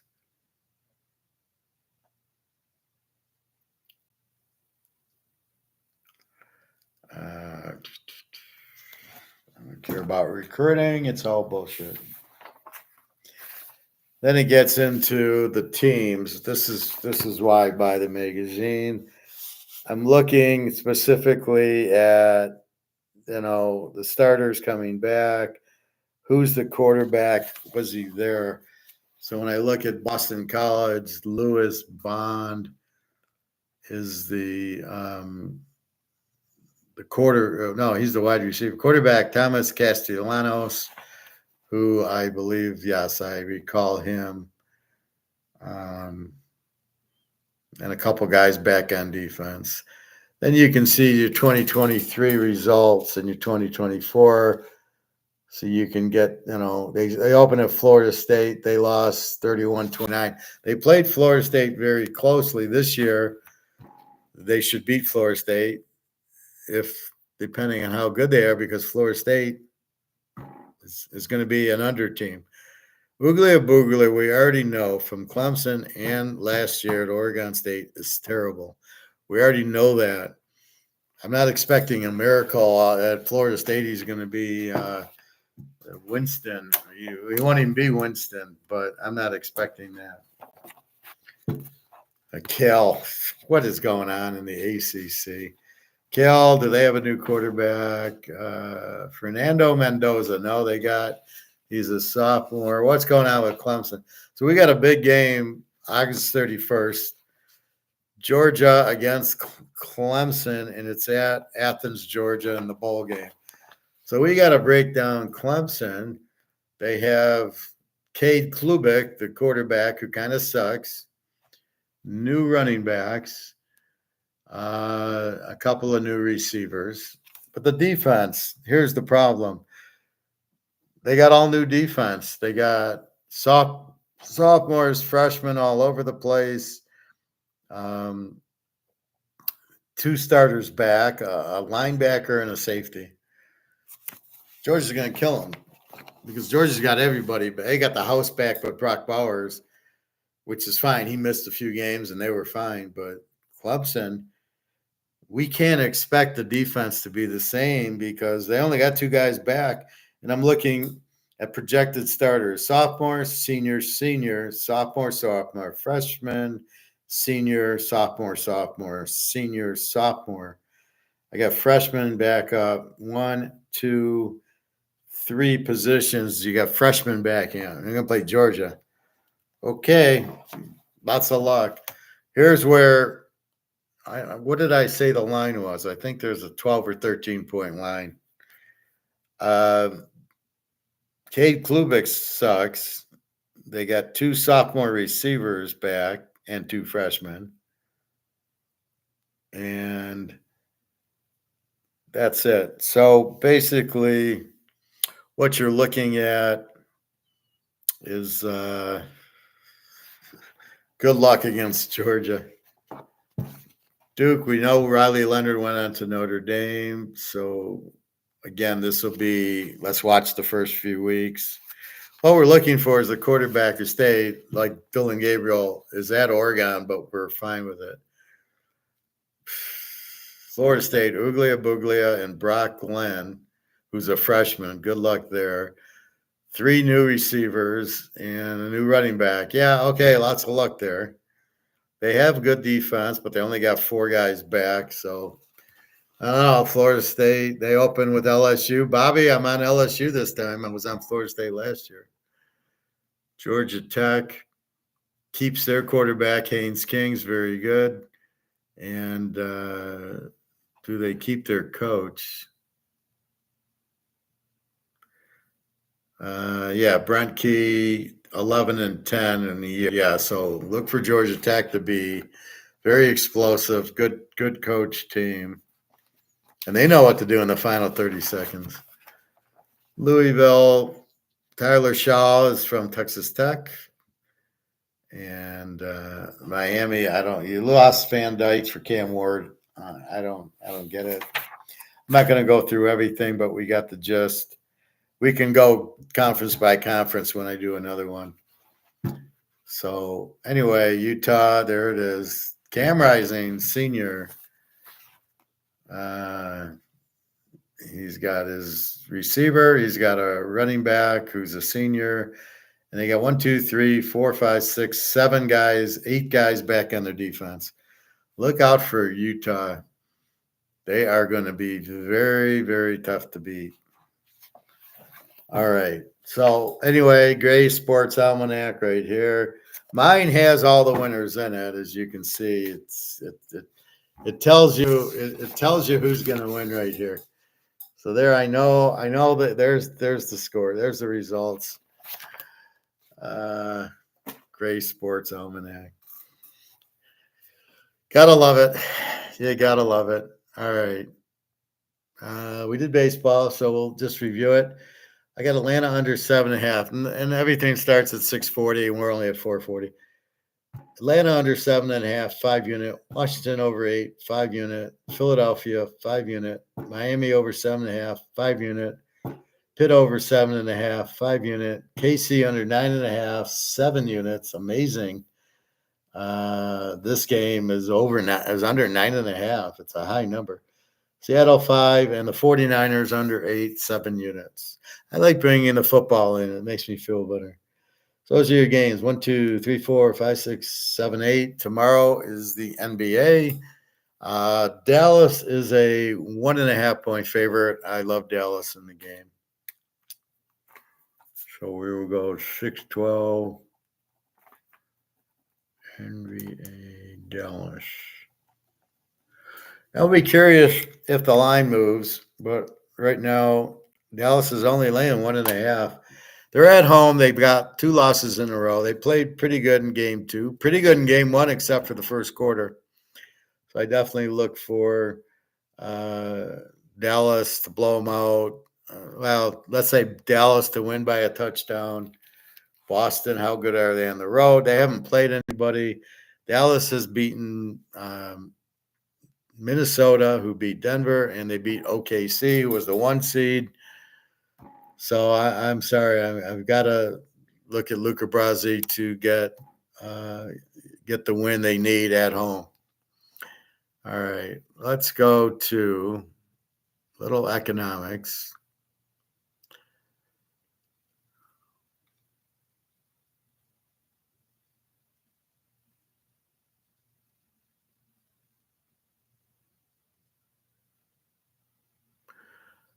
Okay, so this is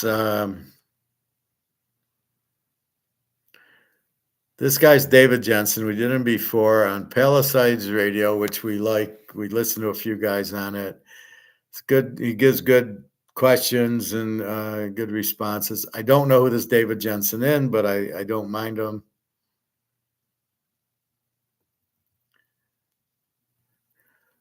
All right, so we're going to go through Ponzi schemes and silver and gold, and just bear with me. It's about 15 minutes, but we'll stop for breaks because I know we can't focus that long.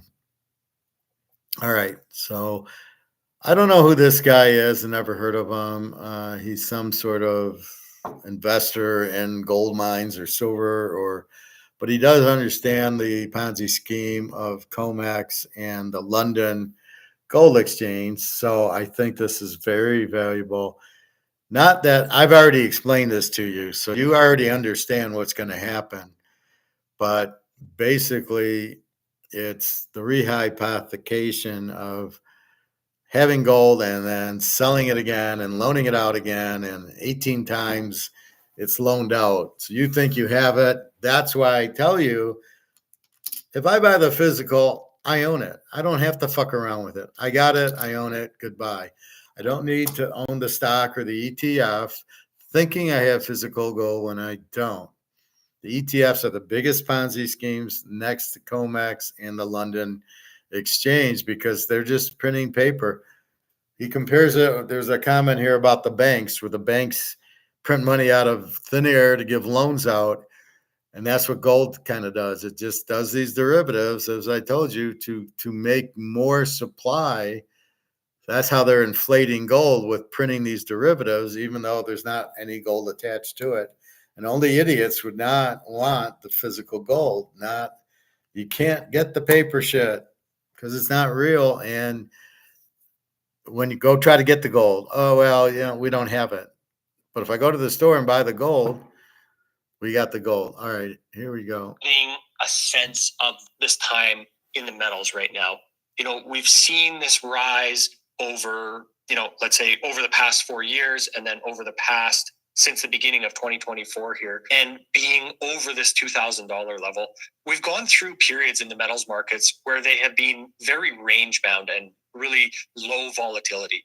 Comparatively, we have seen over the past couple months, and especially the past couple weeks, a very volatile gold and silver price, both to the upside and downside. So can this volatility show us that there is market stress?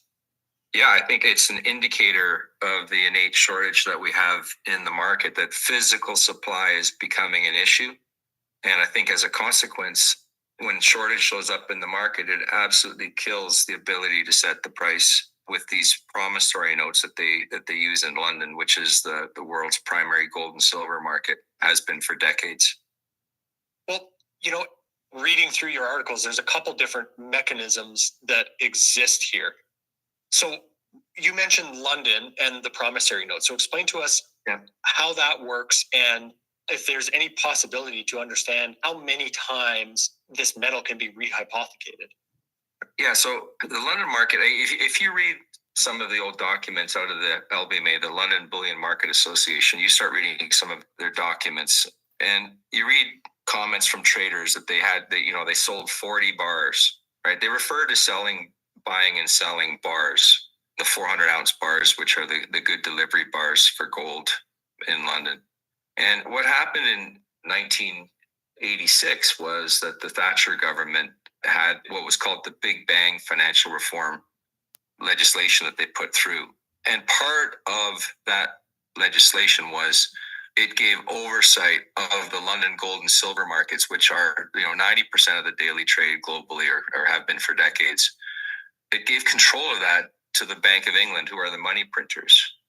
And we have to keep in mind through all this discussion that gold and silver have historically been the warning system of when this animal spirit sees the central bankers, and they run, they open the spigots and they run loose monetary policies for a prolonged period, which results in price inflation. Mm. And there's a historic document that Keynes developed the theory, and even Larry Summers wrote a paper on it, and it was Gibson's paradox. And it was that interest rates were driven not so much by the rate of inflation, but what was called the price level. And the price level can be best indicated by how high the price of gold is at any one time, but it's also... So it really bothers me that he just mentioned Keynes and Larry Summers, two Keynesians. I'm ready to throw up, but why is he even quoting him? I know nothing about what Keynes said. I don't want to know anything. I don't want to listen. He's a Keynesian. He's an idiot. He's a communist. Why would I want to know anything about him? So this whole bullshit, interest rates are based on inflation, which is not based on prices, but the money supply. And the more you print, the less it's worth, the more interest rate you got to charge. So I don't know why these guys go off on tangents that they know nothing about. So in general, the level of prices in general in society. And so during the 1970s, the price of silver ran up by 24 times and the price of gold ran up by 21 times as price inflation ran in the economy. So they quickly recognized that to take away this limiting device, that they would just convert the trading of gold and silver into promissory notes, which is what happened when the Bank of England took over the markets. So in 1987, the LBMA was created by the Bank of England, and they started trading promissory notes in the spot market, which itself is 90% of the daily trade in London. And the spot market is a cash market, immediate ownership. I have a spot market certificate. I own a bar in London, and they traded promissory notes. And as a consequence, there was no limit on the amount of gold and silver they can trade every day. So when you look at the trading in London, like the LBMA, yeah, go ahead. Before we continue, what order of magnitude is it, the amount of promissory notes that can be traded versus the amount of actual available metal? There's no limit. Mm-hmm.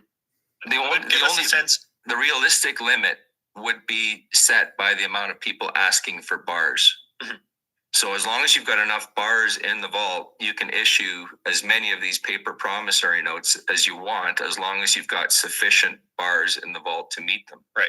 As soon as you see physical shortage, that kills that trade. That kills the ability to issue promissory notes. That's the Ponzi scheme. You're issuing paper contracts without the gold, and it blows up when people want the gold. So as soon as Madoff, what was Madoff, right? They give him money and he doesn't invest it, but as long as he keeps getting money in, and not everybody wants their money at the same time, the Ponzi scheme works. The Ponzi scheme blows up when everybody wants their money out, which is what happened in 2008. Everybody says, give me my money, but he didn't have enough coming in to pay out the people. Well, that's the same thing here. These are just bullshit contracts, and they're okay if they have the gold, but when everybody starts asking for the gold, which is what's happening now, the system blows up because they can't pay it off, and and that's where we're at, and that's why the gold price is going to the moon, and the silver. Because you run into the problem of default. People come to you with their warrants and say, okay, I'll take the bar. And it's like, well, I was only kidding, right? I gave you a gold and silver, a spot contract, but I don't actually have the metal. Well, then you've got open default in the market, and then you lose control of the paper pricing system, because right away, everybody's going to start to demand physical delivery. And sorry, Tom, just to give you a sense of how crazy the volume is that's traded in London in this market. So the London market is about 90% spot trading. So the LBMA issues stats monthly on their trading, and they're averaging about 20 million ounces a day of gold and 292 million ounces of silver per day on average. But that's only part of the story, because we know from the 2011 the LBMA did a survey in 2011 of all the major bullion banks, and with only 2/3 of the bullion banks responding, and we don't know if the biggest ones responded or not, the LBMA estimated that the true volume was actually 10 times the volume that they post on their website every day, the net settled. So if you buy 15 contracts and sell 10, you've traded 25 contracts, but they put in 5 because you've bought 15 and sold 10. So the net trade is 5. Mm-hmm. And so the true daily volume in London is 200 million ounces of gold and 2.9 billion ounces of silver per day that they're trading in this paper promissory note market. So when you look at like a 2.92 billion ounces of silver trading every day, that's 3.5 times annual mine supply that they're trading every day in London. Like it's just completely off the rail. This is why these prices are bullshit. This price is being measured by these contracts that have nothing to do with the physical. They have a few physical bars, and they're selling 1,000 against 1 ounce or 1 bar, and then you're supposed to believe that's the real price of gold. This is why it's horseshit. This is why this price is 1,000 times more, because if they're selling 1,000 more contracts, they're diluting it. They're saying, well, I put in the comments, can't you fucking tell us tons? Why do you tell us ounces? I don't care about ounces. It's better if there's 90 tons, not 5 million ounces. Sounds more, but it's not. It's only 60 tons or whatever. Anyway. And I think what we're seeing now in terms of this issue of the silver in China, and I've touched on that in my articles, is that there is now sufficient shortage of silver in the global market that the bullion banks who have been shorting this metal to contain it are now desperately seeking sources of physical metal so that they're not defaulting. I think that's the key issue. Mm-hmm. Well, I want to get to talking about maybe symptoms of that show us that. But, when we're thinking about the price action that we've seen within the last week here, where silver was up over 6%, how does that affect these bullion banks that hold short positions in the metals? Do price jumps like that push them into covering their positions? Well, it should, as long as they're not cash settling. And the issue is that the London market, it's an OTC market, over-the-counter market, and every contract is different that's traded in London. Mm-hmm. But there's likely no cash settlement mechanism in those spot contracts that they're trading in London. And I think that's the key, Tom. is that the bullion banks have been issuing these promissory notes in the market. And there's really two mechanisms. One is, I mean, we can touch on that in a second about the ETFs. They've been rehypothecating client silver into the market. And the second way is just by naked selling spot contracts into the market and then facing a claim on the contract. Mm-hmm. So those are two different mechanisms for issuing these spot contracts into the market, which are naked. And then now, like this year, we have an estimated, and the Silver Institute numbers, like there's issues with them, but just it's the best number that we've got. But it's about 265 million ounce silver deficit this year in the market. And we've had 1 billion ounces over the last 6 years that have been in deficit in the market. So we can see the shortage coming into the market. And now these bullion banks are facing this problem, is that they've been issuing these spot contracts into the market. And now they're starting to see at the margins, because of the large deficits that are being run in the market, they're starting to see demand for delivery of metal. And this is what is driving this. All of a sudden, they start popping up in China trying to secure the metal. Well, that's exactly what I wanted to get to, was this idea that, or the news that some of these big four bullion banks have actually visited there. Yeah. So is that a symptom of, as we were kind of touching on, you think their inability to get metal, physical metal, to back a lot of these contracts at this point? Yes, I do. I mean, one key aspect to this is that comment by Jeff Curry that was made about 3 years ago, where he was on CNBC. Mm-hmm. And Jeff Curry was the head of commodity research for Goldman Sachs. And he said, it's impossible for retail investors to move the price of silver because they buy ETFs, exchange traded funds, which buy the metal. And he says, but the ETFs themselves are the shorts. They sell the metal he called it hedging. Mm-hmm. But he says they turn around and sell the metal into the market once they've bought it and held it for their clients. And the issue is we don't know where they've sold the metal. If they've sold it in London, they've likely sold it into the spot market where there's a claim for metal. And now with these continuing deficits, they're likely seeing this increase in demand for delivery. And they've got a real problem now, is that the paper trade works well as long as nobody demands the metal. You can create artificial supply and say, yeah, we've backed it with a bar. But then when you have a shortage, people say, okay, I've got your warrant here for delivery. I'll take the bar. And now you're in trouble, right? As these ETFs are, because you can sell claims, rehypothecate. It's called rehypothecation, but you can sell claims against your client's metal, which is fraud, by the way, and it's illegal. But once you start losing the metal, the gig is up, right? Because you're going to have auditors looking into your vaults in terms of, is there actually metal? So that's where we're at. So Luke, when you listen, or you're almost on, I'll have to go back over this.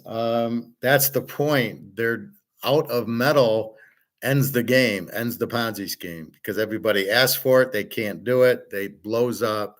And then we go to a physical price, which is what we're waiting for to get to our $30,000 gold and our 2,000 silver. This stupid derivative game has to end for us to reach our real value that we're looking for in gold and silver. We're smarter than the average bear, so we get that's where it's coming. Yes, Luke, soon. I can't give you a date, but soon. And it looks like it's blowing up now. There, not necessarily how many claims are against it. And also, once you open the door to rehypothecating metal or creating claims against your ETF metal that's held in the vaults, there's no limit on how many claims. You could create 10 claims per bar, right? And the risk there is the leverage that's in there is that you only need a small percentage to start saying we'll take delivery, at which point you're in desperate trouble. So yeah, we are seeing these, the Chinese Shanghai Gold Exchange has been posting photos of these bullion bankers showing up at the Shanghai Gold Exchange in China. And to me, it looks like they're really trolling them. Like they've showed up here in March and April of this year. We've seen Deutsche Bank, HSBC, JP Morgan Chase, and Standard Chartered Bank. So these are all the big bullion banks have all of a sudden show up in China saying they're looking for cooperation in that market. And we know that you can't export gold from China directly. You can only export gold from China if it's first brought into China and held in the Shanghai Free Trade Zone. And then you can export it, but you can't legally export gold, but you can export silver. Yeah, I was going to say silver is a different case, right? Right.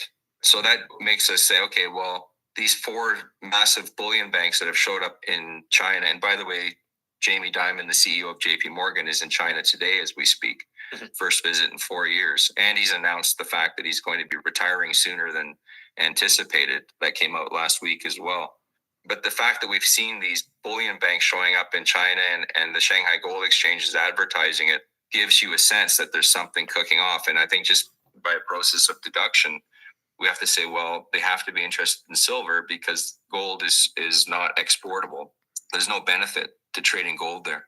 By the way, just a quick snapshot of the difference between the Shanghai Gold Exchange, where you have to deposit a bar to trade it in the market, in the spot market. They trade in a day a little over 300,000 ounces of gold in the spot market on the Shanghai Gold Exchange. Now, compare that to 200 million ounces of gold being traded a day in London, and it gives you a sense of the disparity between a paper market and a market where you have to have a bar deposit in a vault before you can trade it in the spot market. Right. Well, it seems like such an intentionally complex system at this point, because they need the metal to cover for their positions that they have.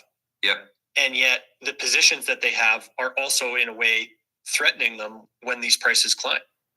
Right. So you can satiate demand for gold when you're delivering paper gold, and you can do that for a period of time, or with paper silver, you can do that for a period of time.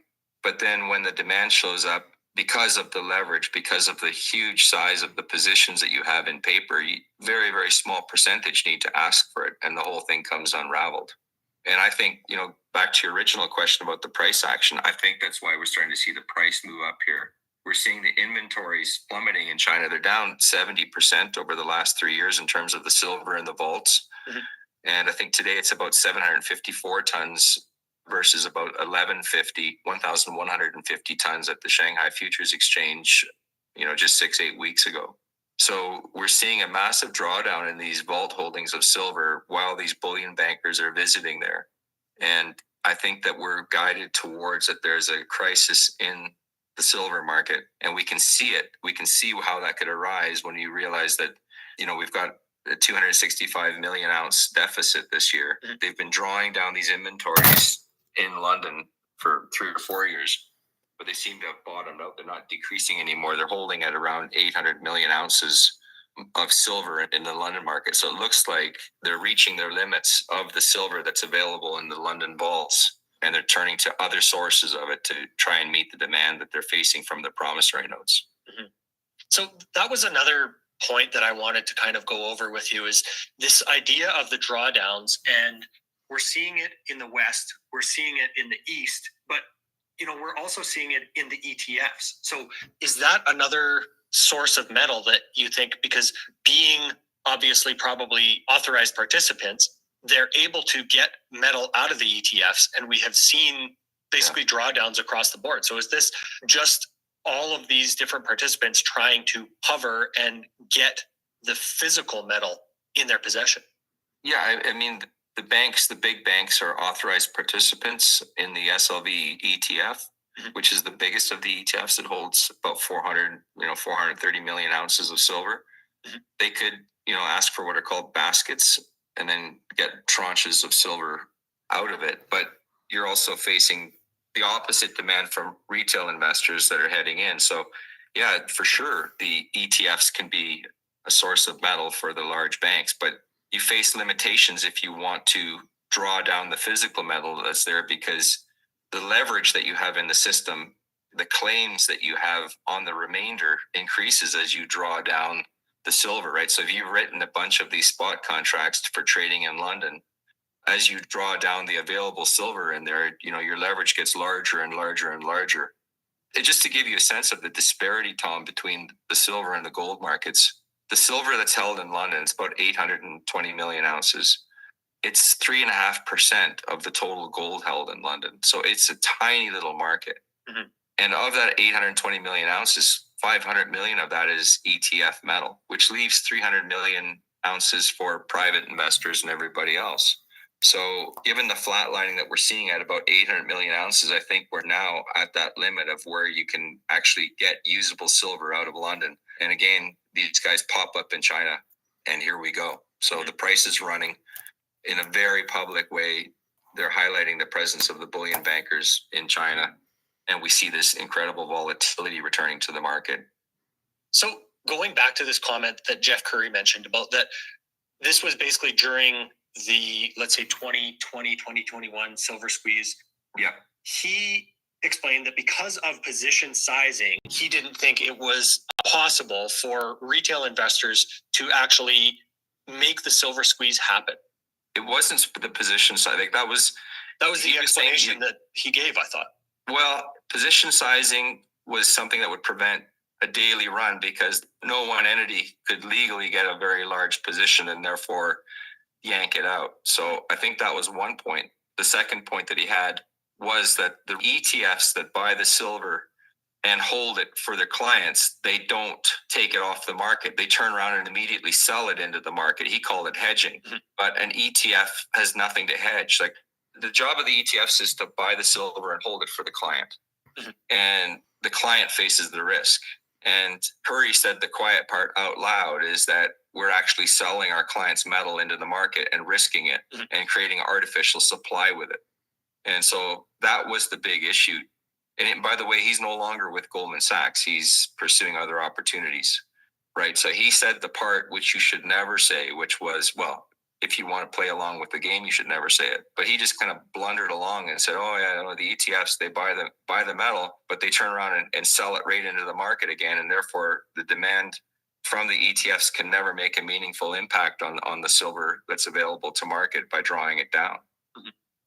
So we're talking about these different centers, whether it's New York, whether it's London, and now with the Shanghai exchange, it seems that the Shanghai exchange has really added to the pricing control of both of the metals. And there's a big premium, it seems to be, especially in silver, but gold as well, heading east. So is this just sucking the metal east? And does that end up really affecting their ability to control that market as well? Yeah, well, I think what's happening is that the fact that the metal is disappearing from the Shanghai warehouses dictates the fact that we have a limited time of price control ahead of us. Mm-hmm. And that we're seeing days where 3 to 4% of the Shanghai Futures Exchange warehouse holdings of silver get drawn down. And so you can't maintain that cadence of drawdown for very long because your inventory is disappearing. So I think that's the key, Tom, is just the disappearance of metal from the market into tightly held hands, and not necessarily even tightly held in terms of investment, but the legitimate industrial consumers are needing to source metal there in terms of getting it for its everyday use. Mm-hmm. So yeah, I think the key here is inventory disappearance in China and the voracious demand in China. China has its own problems in terms of its real estate's crashing, and its stock market is not looking very healthy either after a period of secular decline. Mm-hmm. And so the Chinese investors as well are buying this metal, as well as the Western bullion banks who are kind of getting their nose under the tent and trying to get into that market. Mm-hmm. So it just depends who's more desperate than the other. But with the disappearing So what that tells me is demand is huge. Price goes up once we get to normal physical market, which is where we're headed. The Ponzi scheme gets blown up when too many people want it, like Madoff. Everybody wants to pull their money. He doesn't have it. It's gone. Here, they do contracts if they don't have the physical gold. And as demand grows and they want their gold, they can't deliver it. It blows up. It goes to physical. And that's where we're at right now. Inventory in China and the flatlining of inventory in London. I don't think we have very long to see before we get a pushing to the side of the promissory note pricing system and the influence of supply and demand asserting itself into the market. Because there you go. Supply and demand is free market, which is what I always talk about. So this is free market, right? I put it on eBay, somebody buys it. This is not free market because I put it on eBay, but they all look at the paper price and go, oh, well, I'll give you a paper price for it. That's the difference. But what we're hoping to is get this on eBay as the Mahomes card, where it's a real supply demand free market price, and it's 10 times higher than what it is. Sellers will become too afraid to sell a promissory note. Let's go back. When they know they face default from the person who buys the promissory note. Right. Well, with the Shanghai exchange, it seems that the Shanghai exchange has really added to the pricing control of both of the metals. And there's a big premium, it seems to be, especially in silver, but gold as well, heading east. So is this just sucking the metal east? And does that end up really affecting their ability to control that market as well? Yeah, well, I think what's happening is that the fact that the metal is disappearing from the Shanghai warehouses dictates the fact that we have a limited time of price control ahead of us. And that we're seeing days where 3 to 4% of the Shanghai Futures Exchange warehouse holdings of silver get drawn down. And so you can't maintain that cadence of drawdown for very long because your inventory is disappearing. So I think that's the key, Tom, is just the disappearance of metal from the market into tightly held hands, and not necessarily even tightly held in terms of investment, but the legitimate industrial consumers are needing to source metal there in terms of getting it for its everyday use. Mm-hmm. So yeah, I think the key here is inventory disappearance in China and the voracious demand in China. China has its own problems in terms of its real estate's crashing, and its stock market is not looking very healthy either after a period of secular decline. Mm-hmm. And so the Chinese investors as well are buying this metal, as well as the Western bullion banks who are kind of getting their nose under the tent and trying to get into that market. Mm-hmm. So it just depends who's more desperate than the other. But with the disappearing inventory in China and the flatlining of the inventory in London, I don't think we have very long to see before we get a pushing to the side of the promissory note pricing system and the influence of supply and demand asserting itself into the market, because the sellers will become too afraid to sell a promissory note when they know they face default from the person who buys the promissory note. Right. Well, I find it interesting that you mention, let's say, the problems that China is facing. I had a discussion yesterday with David Murren, and we talked about the possible deliberate release of negative information like that could make China look like it is in a weaker state than it actually is. So trying to understand the accuracy of that information that China themselves releases, I think, is a difficult piece of the puzzle to actually take seriously, because obviously their control over information, or any government's control over information, is very important to them to be able to control the narrative that they are able to present to the world. Yes, I fully agree. I think globally we are at the end stage of these centrally planned debt-based economies where they've just, they controlled the price of gold and silver since the late 80s and then went on a secular bubble-blowing binge. Mm-hmm. They called it the Greenspan put, but it was really, faking the gold price and issuing unlimited debt. Mm-hmm. And what you get in the end is such a debt-addled economy that it can no longer function properly. Mm-hmm. And you need larger and larger and larger amounts of debt to function. But, with the interest rate now rising to over 5% in the US and a total of $98 trillion of total system debt, federal, state, corporate, consumer, all of the different debt sources, mm-hmm. They're adding with time as all the existent debt rolls over. You're having to roll it over at a higher interest rate, and they're adding a $5 trillion drag on a $25 trillion economy, and the math simply doesn't work.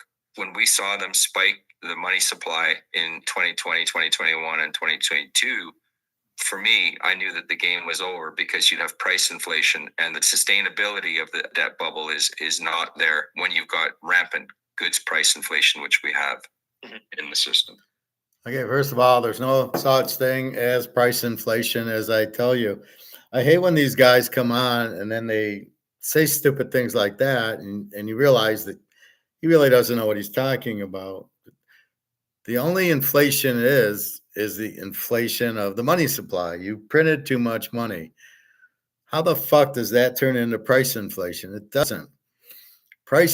Prices going up is because the dollar loses value because you printed too much of it. So this is why I don't like Keynesians, and I don't know if this guy's a Keynesian or not, but there is no such thing as price inflation. You've printed the dollars, and the more you print, the less they're worth. So you need more dollars to buy Coca-Cola and my Canadian Club and my markers and my pens and everything else, only because the dollar's not worth anything. So how do you call that price inflation? You're not inflating the prices, and it doesn't affect every price, only the prices they can inflate. Why is Coca-Cola not gone to $5 for a 2 liter? Because they can't. They can't sell it at 3. So they raise the price, can't sell it, and they basically now it's buy one, get one, half off. And so you're buying 2 2 liters that you're going to get diabetes with for $5 or something. So it's lowering the price that way. So no such thing as price inflation. Prices going up is not true. It's the dollars going down. The best example is gold at 37 an ounce. Still an ounce of gold that now costs you $2,400 to buy 1 ounce of gold. It costs you 37. That shows you the value of the dollar dropping because they've inflated the dollar. They haven't inflated the price of gold, just like they haven't inflated the price of Coca-Cola, Fritos, or anything else. It might cost you $5 for a bag of Fritos because the dollar's worthless. So again, I roll my eyes with these guys that they come on. Now the other parts of the comex, that's fine. I don't mind that. That's not really economics. That's a little supply and demand. It's the Ponzi scheme that you're printing contracts that with very little gold. Okay, that's Madoff. That's not economics. All right, let's see. Well, David, it just seems like there are so many geopolitical pieces that are also starting to play into this puzzle. On Friday, when the prices of the metals seem to really spike here, I saw a news story that was linked to Russia seizing some Western bank accounts. So when you see these news-driven catalysts for the metals, or the amount of conflicts, for example, like in October when the conflict in the Middle East started, and then the metals were driven up as well. Right. Like, how do you look at those types of events and the behavior of the pricing as it goes into that? Looking at this behavior of the price from Friday, let's say this previous Friday, what would it have been, like the 18th of May or something like that, to today when we're speaking on the 23rd, we saw a huge spike, and then, it gets driven back down. So I guess what I'm asking is, when we see these news-driven events, that seems to not really provide a sustainable move for the actual metals. Yeah, we still are in a paper pricing regime. The fact is it's breaking down before our eyes. So you can still on a day-to-day basis influence the markets and cause divergences in pricing action from prior trends, right? But ultimately, physical shortage is there. I do think it's interesting. Like, if we look at this big picture wise, City of London has been running a global gold and silver fraud since 1986, since the Bank of England took over their market and they started trading promissory notes. And what's happening is that system has been visibly breaking down to us, increasingly visible to the public, but for certain visible to the insiders, that they knew that it was unsustainable. And it's interesting that, the conflict between Russia and Ukraine has been largely pushed by the City of London and by the UK government and former prime ministers. You got David Cameron in there agitating now. At the beginning of the Ukraine conflict, there was a tentative peace deal signed between Russia and Ukraine, and Boris Johnson intruded into it and scuttled it, leading to this current ongoing rolling conflict that we have. So, you can say that they're not related to the failure, but you're talking about a disruption and failure of the global debt markets and bond markets and a revelation of fraud. And then at the same time, we have these operators for the City of London, Johnson and Cameron and Sunak. All of these guys are acting in a way to stimulate maximum conflict on the global stage. So I think it's almost like an exit strategy, right? You create a bigger problem so that people ignore, the problem that you're involved in and don't pay too much attention to it.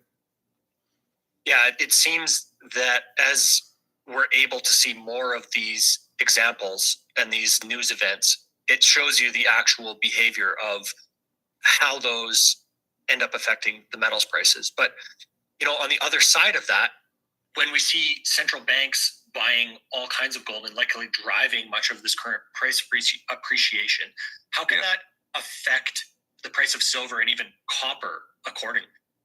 Well, I think it's not so much the central bankers that are driving all these three metals, copper, gold, and silver.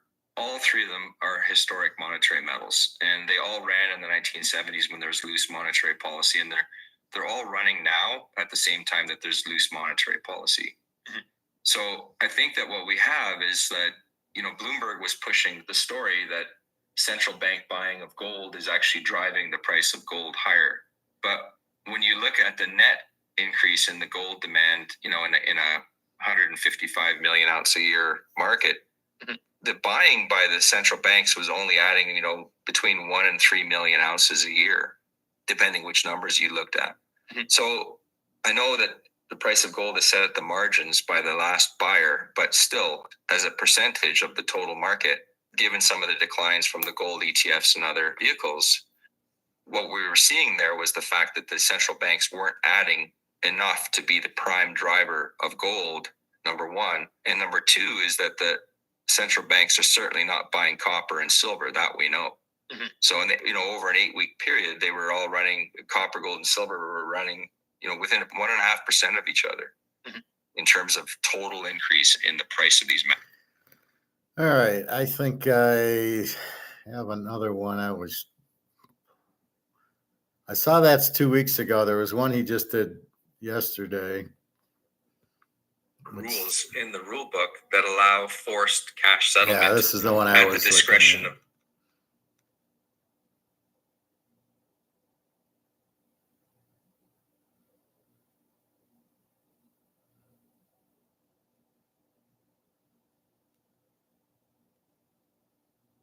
Yes. What we have in the end then is that we have a 10 times multiplier on the daily net settled contractual trade in London. The amount of claims in the market is 2 to 3 times the daily volume of trade. If we look at that 2.92 billion ounce market and we multiply that by 2, we get roughly 5.5 billion ounces of claims and take 90% of that, which is in these spot contracts. So in round numbers, we have about 5 billion ounces of silver claimed in London.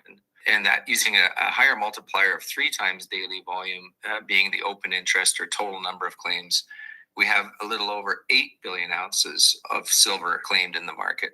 So this so far dwarfs both the annual mine supply and the acknowledged, there might be of the order of 300 or 400 million ounces in the market that aren't claimed by ETFs. My sense is there might be 50 million that's not allocated and segregated in the vaults. And against this, we can see that we've got, in round numbers, 5 to 8 billion ounces of standing claims in the spot market. And that's the killer, is that spot market contracts are immediate ownership on demand by the holder. Just to clarify, where does that take place? Like, is that in a particular market? Is that a particular contract in London? Where does that spot market, have to deliver that metal, and where is it exchanged? It can happen anywhere. The contracts are OTC, so they're specific to the two trading parties. Right. But it says right in the terms of these air quotes regulations in London, and we can talk about the regulations later. Mm-hmm. But it can specify delivery anywhere in the world. So that really seems like the physical delivery is really the linchpin to this entire market, is it not? It is. It is what unravels any Ponzi scheme, is when somebody tries to get out of it. Because you have pyramided claims into a Ponzi scheme, and it's exactly how this system is set up. It's a pyramided claim, which it relies on everybody sitting frozen in their chairs and not realizing that these, perfectly good pieces of paper that they hold are only that. Yeah. Right? They're promissory notes to deliver something, and you're unsecured when you hold this contract. And so they trade this absolute blizzard of paper in London every day, and it makes absolutely no sense unless you understand the fact that it's not meant to be real, that it's not real. It's a substitute. It is basically a price setting mechanism as opposed to a price discovery mechanism. Mm-hmm. Price discovery needs supply and demand balance for you to figure out how much the market needs. Price setting, you have to be able to supply enough to satiate the market, to the level that you want it to be satiated.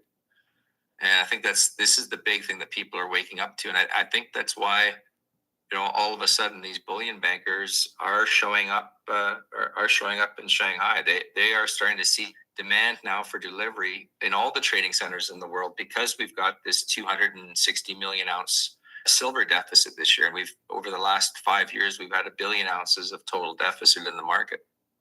So has this mechanism of being able to almost in some ways virtually trade silver, has it made it a virtual asset, therefore? Exactly, because when you hold a unallocated contract that's unsegregated in the vault in London, that can be, the claims on that metal can be created without limit. Mm-hmm. And so you don't hold anything in particular. You just hold a claim against somebody who's promised you something. And as I just said, it's just the trouble comes when people say, okay, well, I'll take it. I'll take you up on your promise. And then when you've got this amount of leverage of 5 to 8 billion ounces of open interest claims, I think using quite moderate multipliers in that market, it gives you an idea how tenuous the balance in this market is. Mm-hmm. And then back again to that point that you've got only 3.5% of the dollar value of vault metal in London is silver. It's tiny, tiny compared to gold. Yeah. So what does that then? So in English, you have a claim against my quarter ounce maple leaf, but let's say they have 1,000 claims against this one coin. So you've got 10 claims for this coin, and somebody else has 10, and somebody has 100. So, you got 10,000 claims against one coin. Well, the Ponzi scheme works if nobody says, I want the coin. But when 10 or 100 or 1,000 people want the coin and say, okay, I'm calling in my claim, I want the coin. They can't deliver. There's only one coin. In this case, there's maybe 100 coins for 10,000 ounces. And so they can't deliver because they only have one to deliver. There goes Madoff. There goes your Ponzi scheme, and that's it. And that's exactly what's happening, which is why we call it paper gold, because it's just derivatives, it's options. That's it. The price goes because, as I said, the put option put down, they sell it first, like Eddie Murphy, and then they buy it, and then they just play this little game with all these ounces of gold that they don't have. But now it's called the Chinese and the Saudis and the Russians and the Indians are going, I want to take delivery. I'm calling you. I want my ounce, which they can't deliver. And now you can't fuck with the Russian or Chinese mafia. You know that. So that's why they're getting out. I don't know why this game's still going on when clearly they're going to get fucked over because they can't deliver. And that's the problem. When you want to, do a 1-to-1, put it on eBay. I got a Mahomes card. You bought it. Here's your Mahomes card. Not I'm trying to sell 100 Mahomes cards when I got one. That's in effect what they're doing. I'm going to sell all 50 of the 50 count. And I only have one. Well, I'm in trouble because 49 people are going to get all 50 because I probably won't sell it. And that's what you have here. So I got one. And I'm trying to sell 1,000 with one. And that's the problem.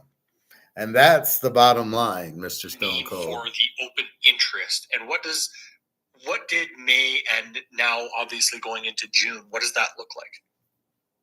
They do not publish the specific open interest in London. This is the problem. It is an opaque market. It's overseen since 1986 by the Bank of England. And they've been okay with the fact that you cannot see details of the nature of the trading in that system. We do not know specifically what the open interest is, and the open interest is the standing claims in that market. We do not know that. We do not even know specifically what the daily trading volume is. They give you an average trading volume net settled per month. And that's net settled, meaning, the purchases minus the sales, right? They give you the net settled contracts. And so, for instance, we talked last time about if you buy 15 and sell 10, that they say you've only traded 5 contracts. Well, you've really traded 25 contracts. Right. And so we're stuck with this, this 2011 local London liquidity survey in gold to estimate exactly how high the volume is, number one. And then number two, we have to estimate the number of open claims in the market or the open interest in the market. The big problem with the survey from 2011 was they only had 2/3 of the trading houses respond. And we don't know if JP Morgan and HSBC and Standard Chartered, the big trading banks, Deutsche Bank, if they even responded. And so if the big players aren't responding and you're saying, well, 10 times the daily trading volume of the net settled that we actually post, but you only use the smaller trading houses, you could have 20 times or 30 times leverage in the markets in terms of actual trading volume versus the stated net settled. Mm-hmm. That's one problem. And the second problem that we have is that we're scaling. We're using a 2 to 3 times daily volume to estimate the number of standing claims in that market. And that's just, using typical commodity ratios. We don't know specifically. It could be many times that, or it could be a fraction of that. This is the problem with having an opaque market that's run like that. Yeah. And it's okay with the Bank of England, and it's okay with the major bullion banks to run that way, because I think it works in their interest. And the reason I believe that it works in their interest is because of Gibson's paradox, that we know from the 1970s, there was a high rate of inflation, prices rose to a high level, and gold and silver absolutely flew. Now, Gibson's paradox, and this was a paper analyzing this, was written by Larry Summers as well. So it's not something that's obscure, but it's the fact that the interest rates follow the price level and they don't follow the rate of inflation, the average percentage rate that year over year prices are rising. So with Gibson's paradox, it indicated that for centuries, the analysis had shown that interest rates are set by the price level and not set by the year over year rate of price increases. Okay, I don't know what the fuck this guy's talking about. I'll research it and get you a very normal answer to whatever the fuck he's talking about with interest rates. Interest rates, as I said, the more inflation, the higher the interest rate, because you're trying to get paid back. If you're getting paid back in inflated dollars, you need more of them because they're worth less. Bottom line, that's what interest is. It's so you can recover your loan. I give you 10 grand. If it's high inflation, I need to raise my interest rates. I don't know what the fuck he needs to talk about. Gibson's paradox or whatever he's talking about. Just ignore that. I will. Do you ever hear me talk about it? Because it's stupid. It's meaningless. It has no say here. So if the price level is high, it would speak for or speak to there being high interest rates. And that makes sense, that if the price of gold is high and the price of silver is high, it means there's high demand for these metals. Mm-hmm. And if there's high demand for these monetary and savings metals, it means there must be less demand for other things like bonds. If you have a low demand for bonds, it means that you have high interest rates, because you have to raise interest rates high enough to get people to go into bonds. Looking at it, okay. Just because we buy gold and silver doesn't mean that we're not buying bonds. There's a very limited amount of gold and silver that you can buy. So the fact we're buying it doesn't mean we're not buying dollars or treasuries or anything else. Just like if we're buying Montana rookie cards and Mantle cards and Tom Brady cards, doesn't mean we're not buying money. We're just buying those. And we're buying gold and silver doesn't mean we're not buying dollars and treasuries. The fuck is this guy talking about? Picture-wise, the Bank of England is in the business of running monetary policy and setting debt levels. And for more than 40 years, major central banks have run a sequence of investment bubbles, which has been very pleasurable for those who hold assets. And they've done that by using increasingly loose monetary policy and increasing debt levels. So we've now got 340% of debt versus GDP on a total level in the U.S. versus a historical norm of about 150%.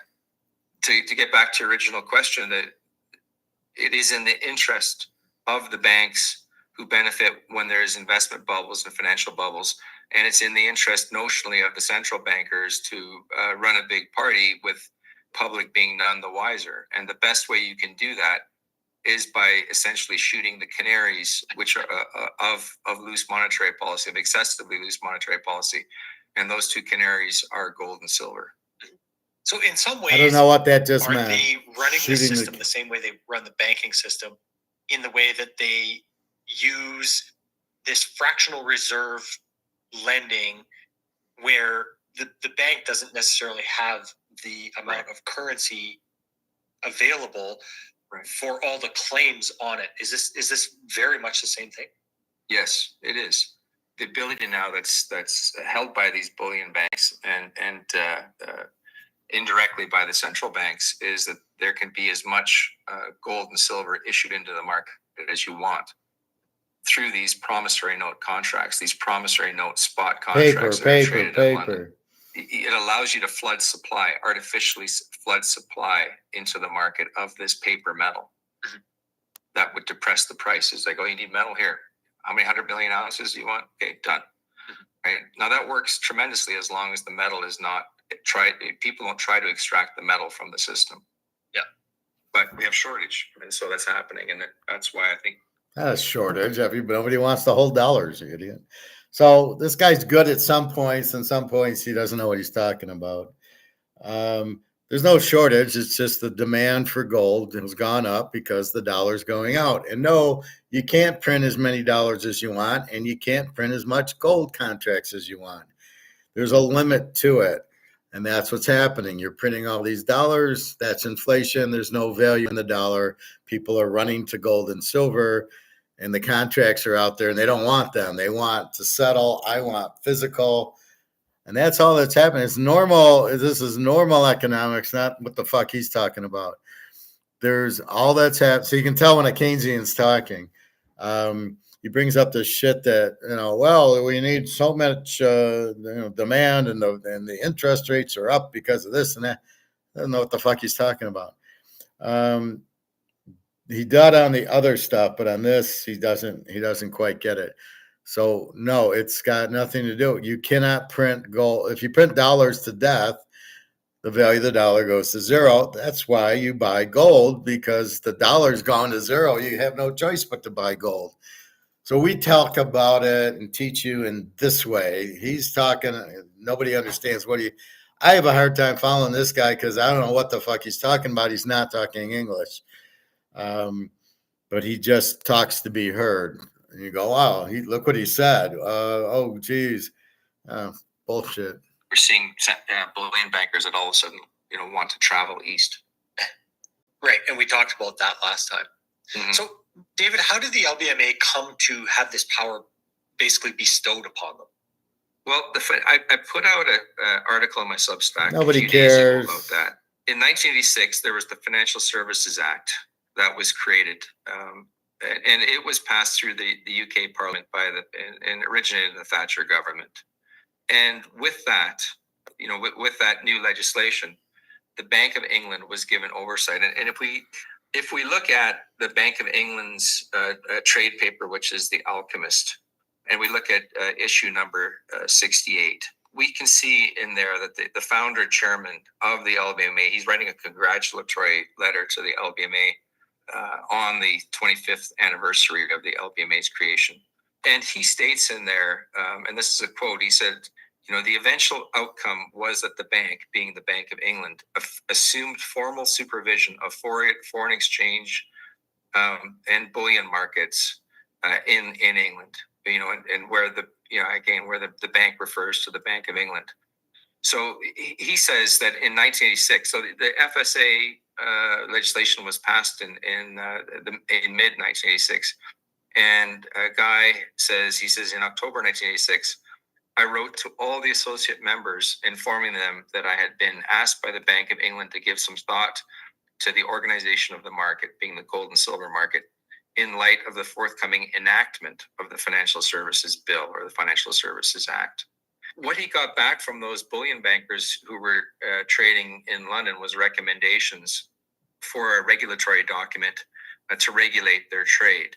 What they got out of it, what was generated in the end after review by the Bank of England, was this London Code of Conduct for Non-Investment Products, or NIPS, NIPS. And this code of conduct, which was generated by the LBMA, was a voluntary code of compliance for the traders in London. We see that the Bank of England was given oversight and regulation of this market, and they respond by regulators drafting their code of conduct, their own code of conduct. And then the code of conduct in the end is a voluntary code of conduct. No one is being held to any standard of activity at all. And we can see that in the Alchemist's issue number, I think 59. All right, so it sounds like Madoff. How are you making money, Madoff? Don't ask. If you got to ask, don't join. That's what it is. It's just a bunch of Ponzi schemes going on in London, and it's all going to break because the demand for physical is like the demand for the money out of Madoff, which is blows it up because he doesn't have enough money coming in to pay out everybody. Just like here, they don't have enough. Too many people want the gold and not the contract. So the little Ponzi scheme is coming to an end. And that's really the important. I'm sorry, I gave you 2 weeks ago in the beginning with this guy, and I really wanted to play this one. Let's see if there's anything else worth playing.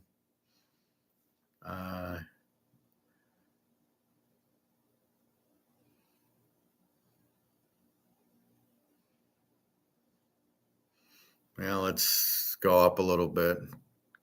Do you think the fact that New York, as you said, is a more of a hedging market because it's a futures market, does that explain this behavior of, if you would have sold the Asian close and bought the New York Open over, this last bull run in the metals, that you would actually be down, like, because of that mechanism and the role that market serves?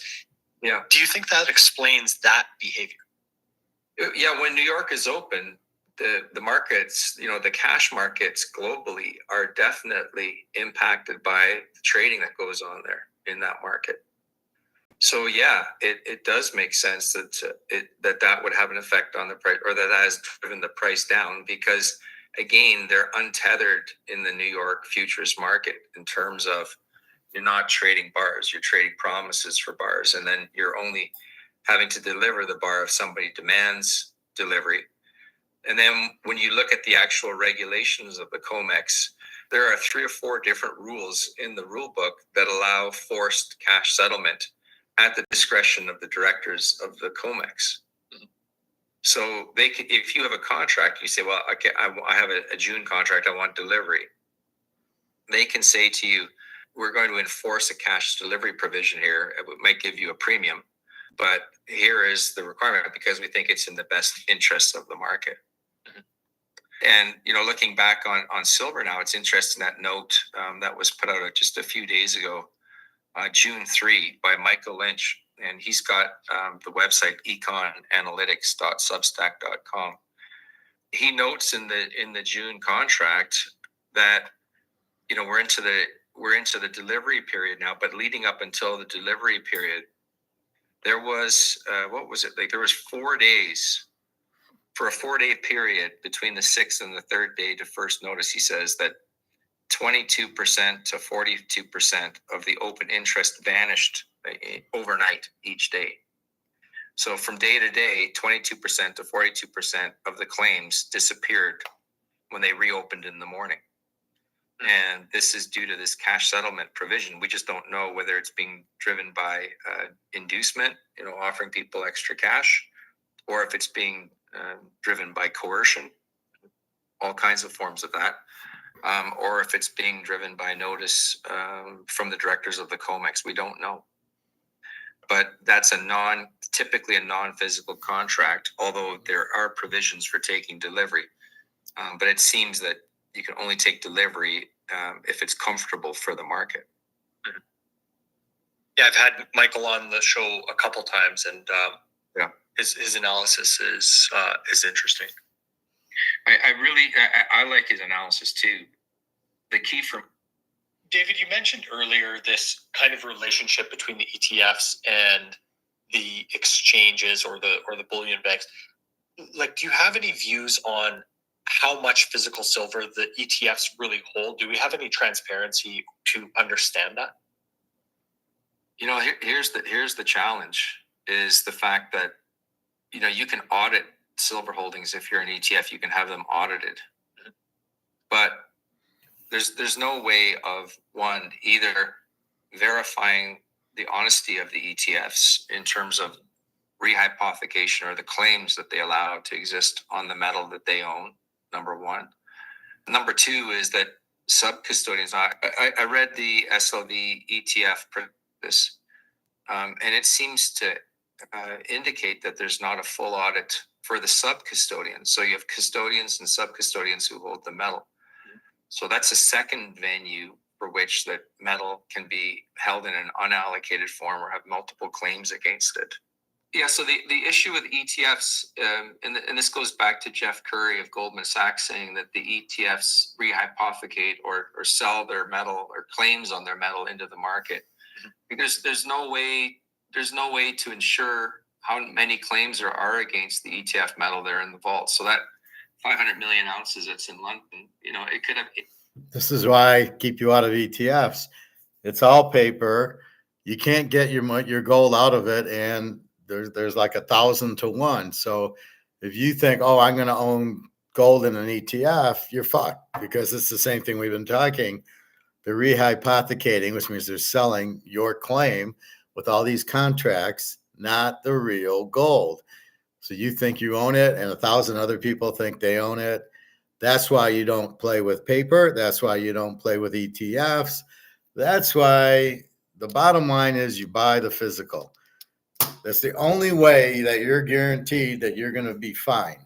Otherwise, you're going to get so fucked. Oh, I want my ETF gold. Sorry, you and 1,000 other people have the same ounce. It's a Ponzi scheme. This Rick Rude and this Sprout guy should be in jail for this whole bullshit fairy tale. Don't get caught up with it. And this life lesson is just buy the physical. You can't lose buying the physical, right? I own it. I don't care what else happens. I got gold. Now, I know the price is kind of bullshitted around for now, but we can see it's coming to an end. The Ponzi scheme's ending, and then they're going to have to come out with a real supply and demand gold price, which we know is 10 times higher than it is now. 2,300 has got to be 23,000 if it's not a nickel. Now, will they let it go because of, oh my God, the dollar? Well, they don't have a choice. If there's enough demand for it, then they'll have to let it go. I mean, there's no other, what are you going to do? So that's where we're at. So that's why you be careful with ETFs.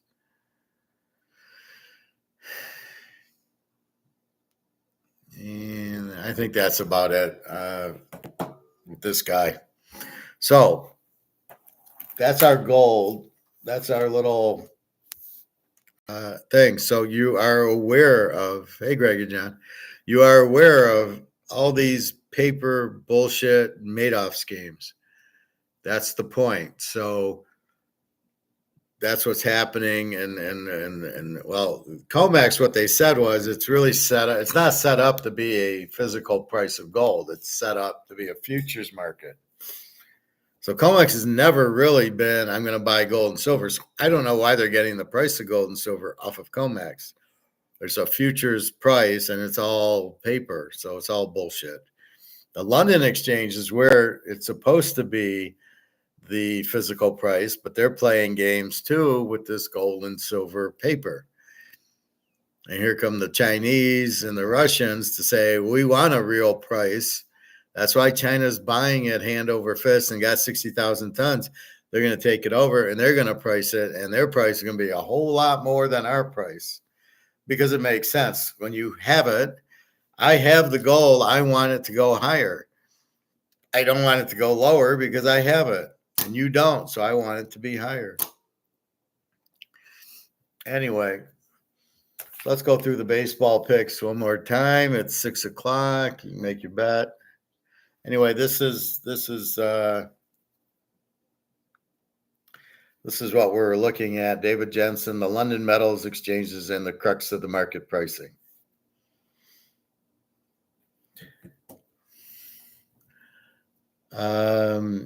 So we've got Atlanta under 7.5, 5 units. Washington over 5.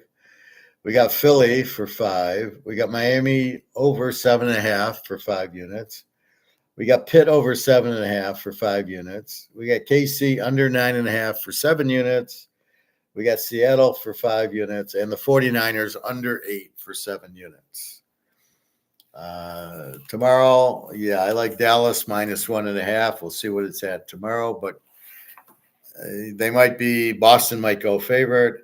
And then we got our Gray Sports Almanac here, which I will be studying.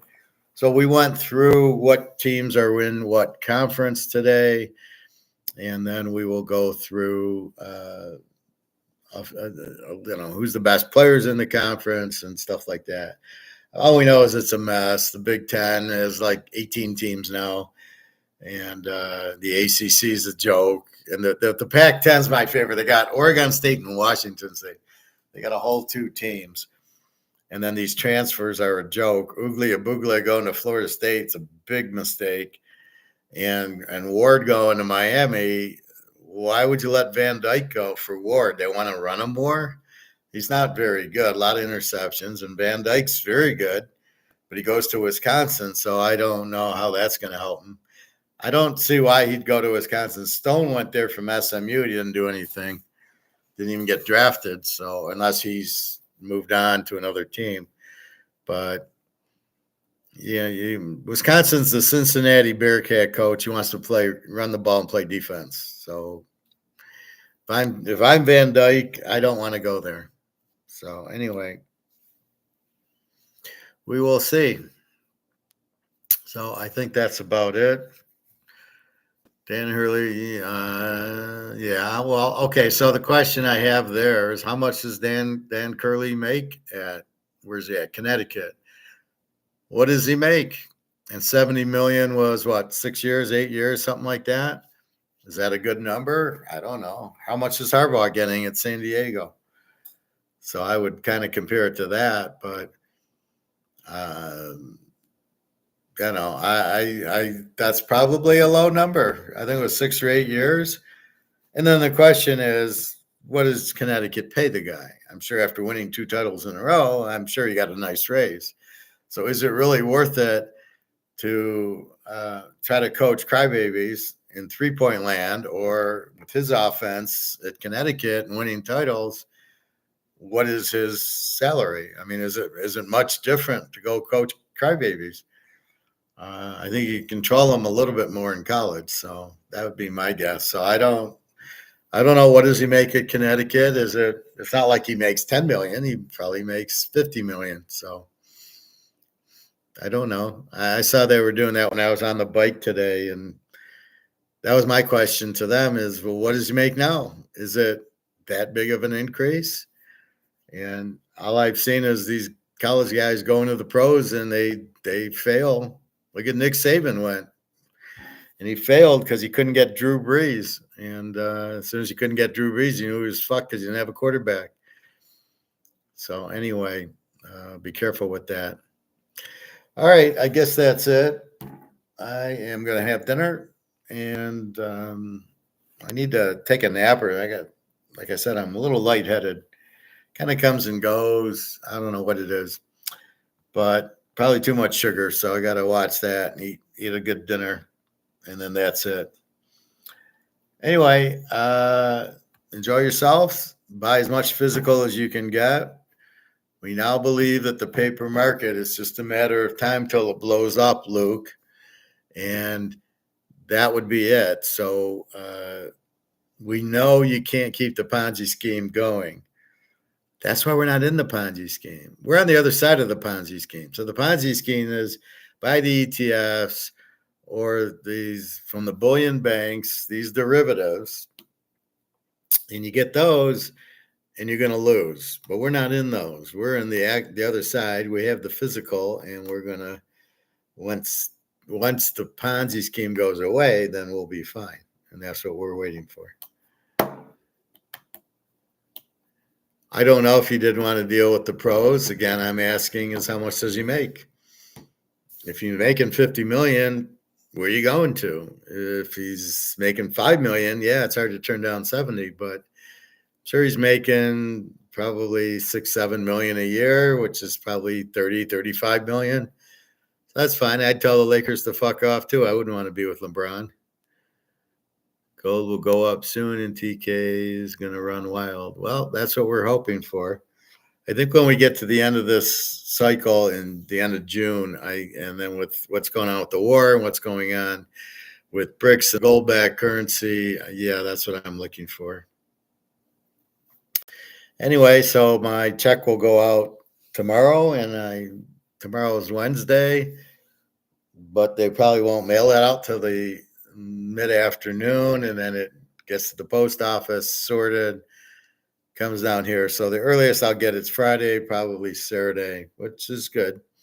Found money is always good.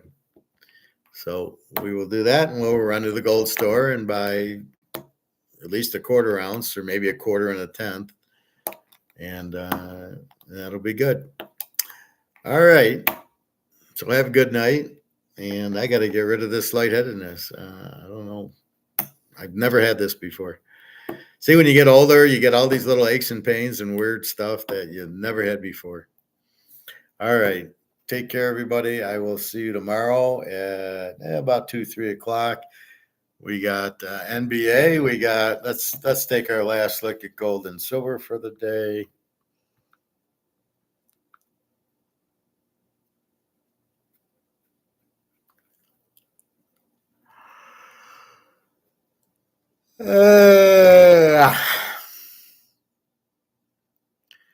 Silver 29.26, gold 23.16.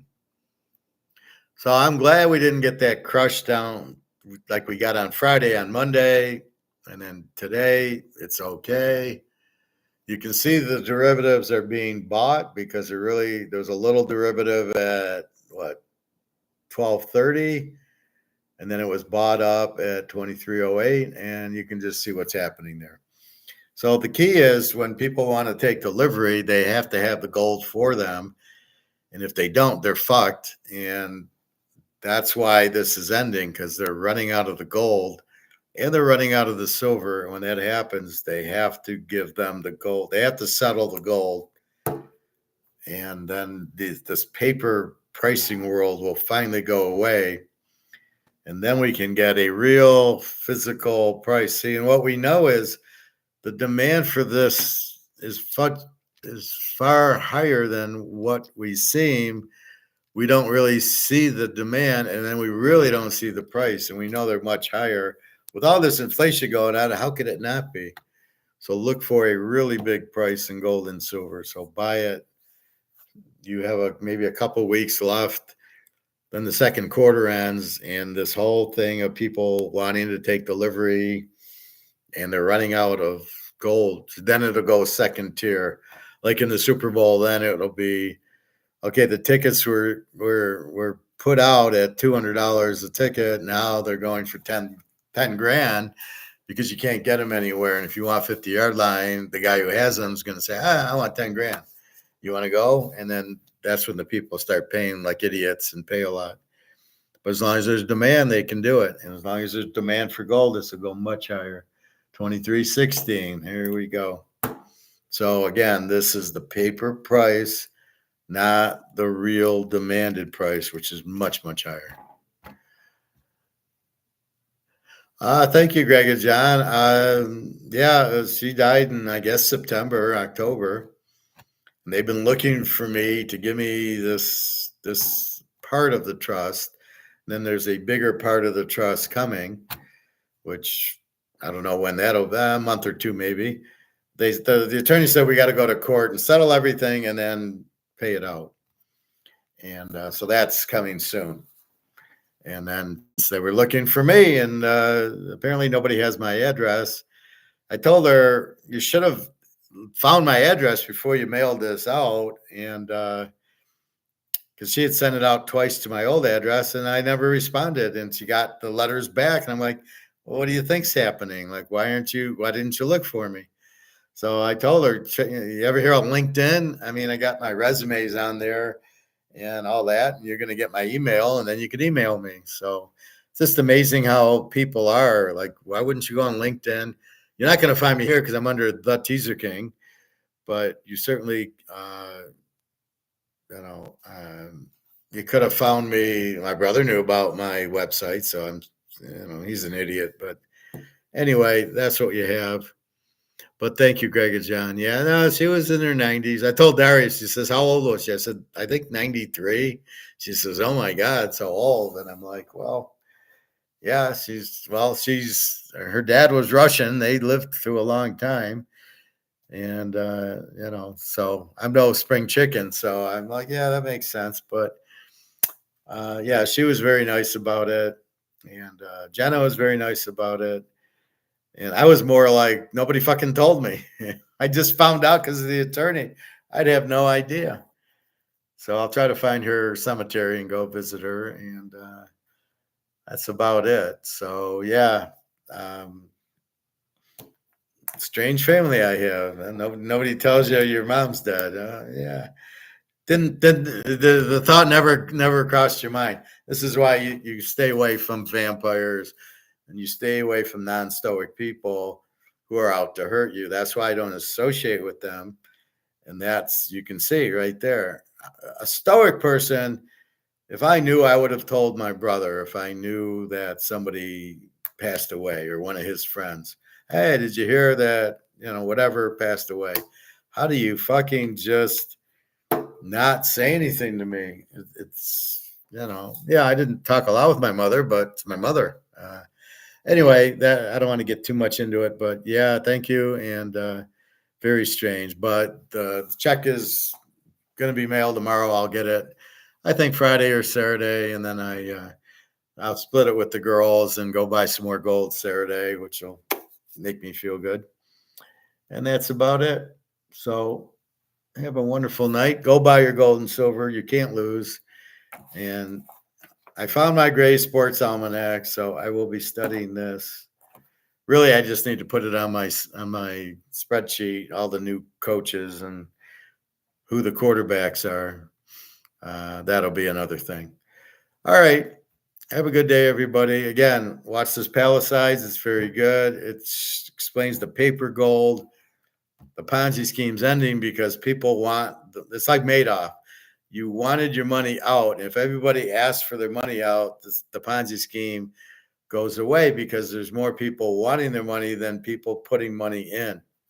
He didn't do a good job of like keeping a store of money. In other words, if Madoff got like $1 billion, should have put whatever over he had in a safe spot in case a rainy day everybody asked for it, he would have had the money. And that's what's happening now. People are starting to demand delivery of the gold and silver, of which he's not. They don't have it, so it's basically over because people won't keep doing the options because people will want delivery of their gold and silver and they won't have it, so they won't be able to continue. So it's almost over, Luke. All right. I got some money from my dad's passing. Yeah, I did too. My dad had life insurance. 10 years later, I got it. These people are so weird.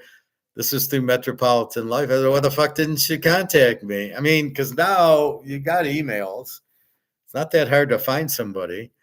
So finally, after about 10 years, I got a letter from an attorney that I had unclaimed property. Unclaimed property is that Metropolitan Life couldn't find me, didn't look very hard, and had this life insurance policy, and state of Michigan had it because that's where it goes once it runs out. And I chewed out Metropolitan Life pretty good, going, well, if my dad died in 97, what are you doing? Why aren't you getting a hold of me? So anyway, that's what happened. So I think I got it like 2010 or something. And And then we'll see we'll see who wins, my mom or my dad, paying it out. But in my mind, that's why I give money to the girls. You guys give me a hard time sometimes. Well, they're scamming you, and I don't care. What, you don't think your kids are scamming you, and everybody else is scamming you? Everybody wants as much money from you as they can get. It's all a Ponzi scheme. So the fact that the girls, I help the girls out. I'm basically giving them my inheritance now, bit by bit, not here's 20 ounces of gold. I mean, I could do that, but I don't want to do that because it's not high enough. When it gets really high, I give 5 ounces of gold, they'll be millionaires. So that's kind of what I'm waiting for. But that's why I help them. It's just like it's the inheritance. Why are you waiting till now to give the trust? Why didn't you give us the money 10 years ago? I mean, it's crazy. Well, I know it's good to help them out. I believe them. I think they're honest. They both said, "I'm sorry, your mom died." I mean, they're not gold diggers. You got to understand, one's in Russia, one's in the Ukraine, one's in the middle of a war. The other one's is on the other side of the war. There's a time that, are they scamming you or not? You just got to read it. It's like poker. Are they lying to me or not? And you're looking at their tells, and there's no way these girls are lying. They both appreciate me. They both appreciate I can help them, that I do have money. I can help them. So I don't see anything wrong with that. Just the fact Darius from Russia doesn't mean everybody from Russia is a scammer. It's like thinking everybody in America is a millionaire. That's what they think over there. Oh, you're American. Oh, you have money. That's the common thing in especially Eastern Europe, Romania, Russia, Ukraine. Oh, you're an American. You must be rich. And you're like, no, we're not all rich. We do okay because we make more because it's in US dollars, but that's it. Anyway, that's about it. I am off. Have a good day. Good night, everybody. Good luck on your baseball if you're betting it. And good luck on your gold and silver. Go buy it. That's why I run the videos, so you can see, you get a little bit more explanation that I don't really know how comex works. I do pretty much, but this guy seems to know, but he doesn't know his economics. Okay. Thank you, Greg and John. All right, everybody. Bobby, where the fuck are you? We're taking LSU, Bobby, the first week. All right. All right. Have a nice night, everybody. I'll see you tomorrow, probably around, hopefully about 2. I'm not, I'm going up. I'm going swimming. I'm stopping at the market. I had to buy some meat today. So I'm not in a hurry. I think this is fine. I'm just looking at the baseball starts. It's half hour. So Bobby is in Mexico. Is he living in Mexico? Do they not have laptops in Mexico? Hey, I did class from Lisbon and Barcelona and Berlin, so not a problem. All right. Have a good night, everybody. Take care. www.teaserking.com. All right. Thank you.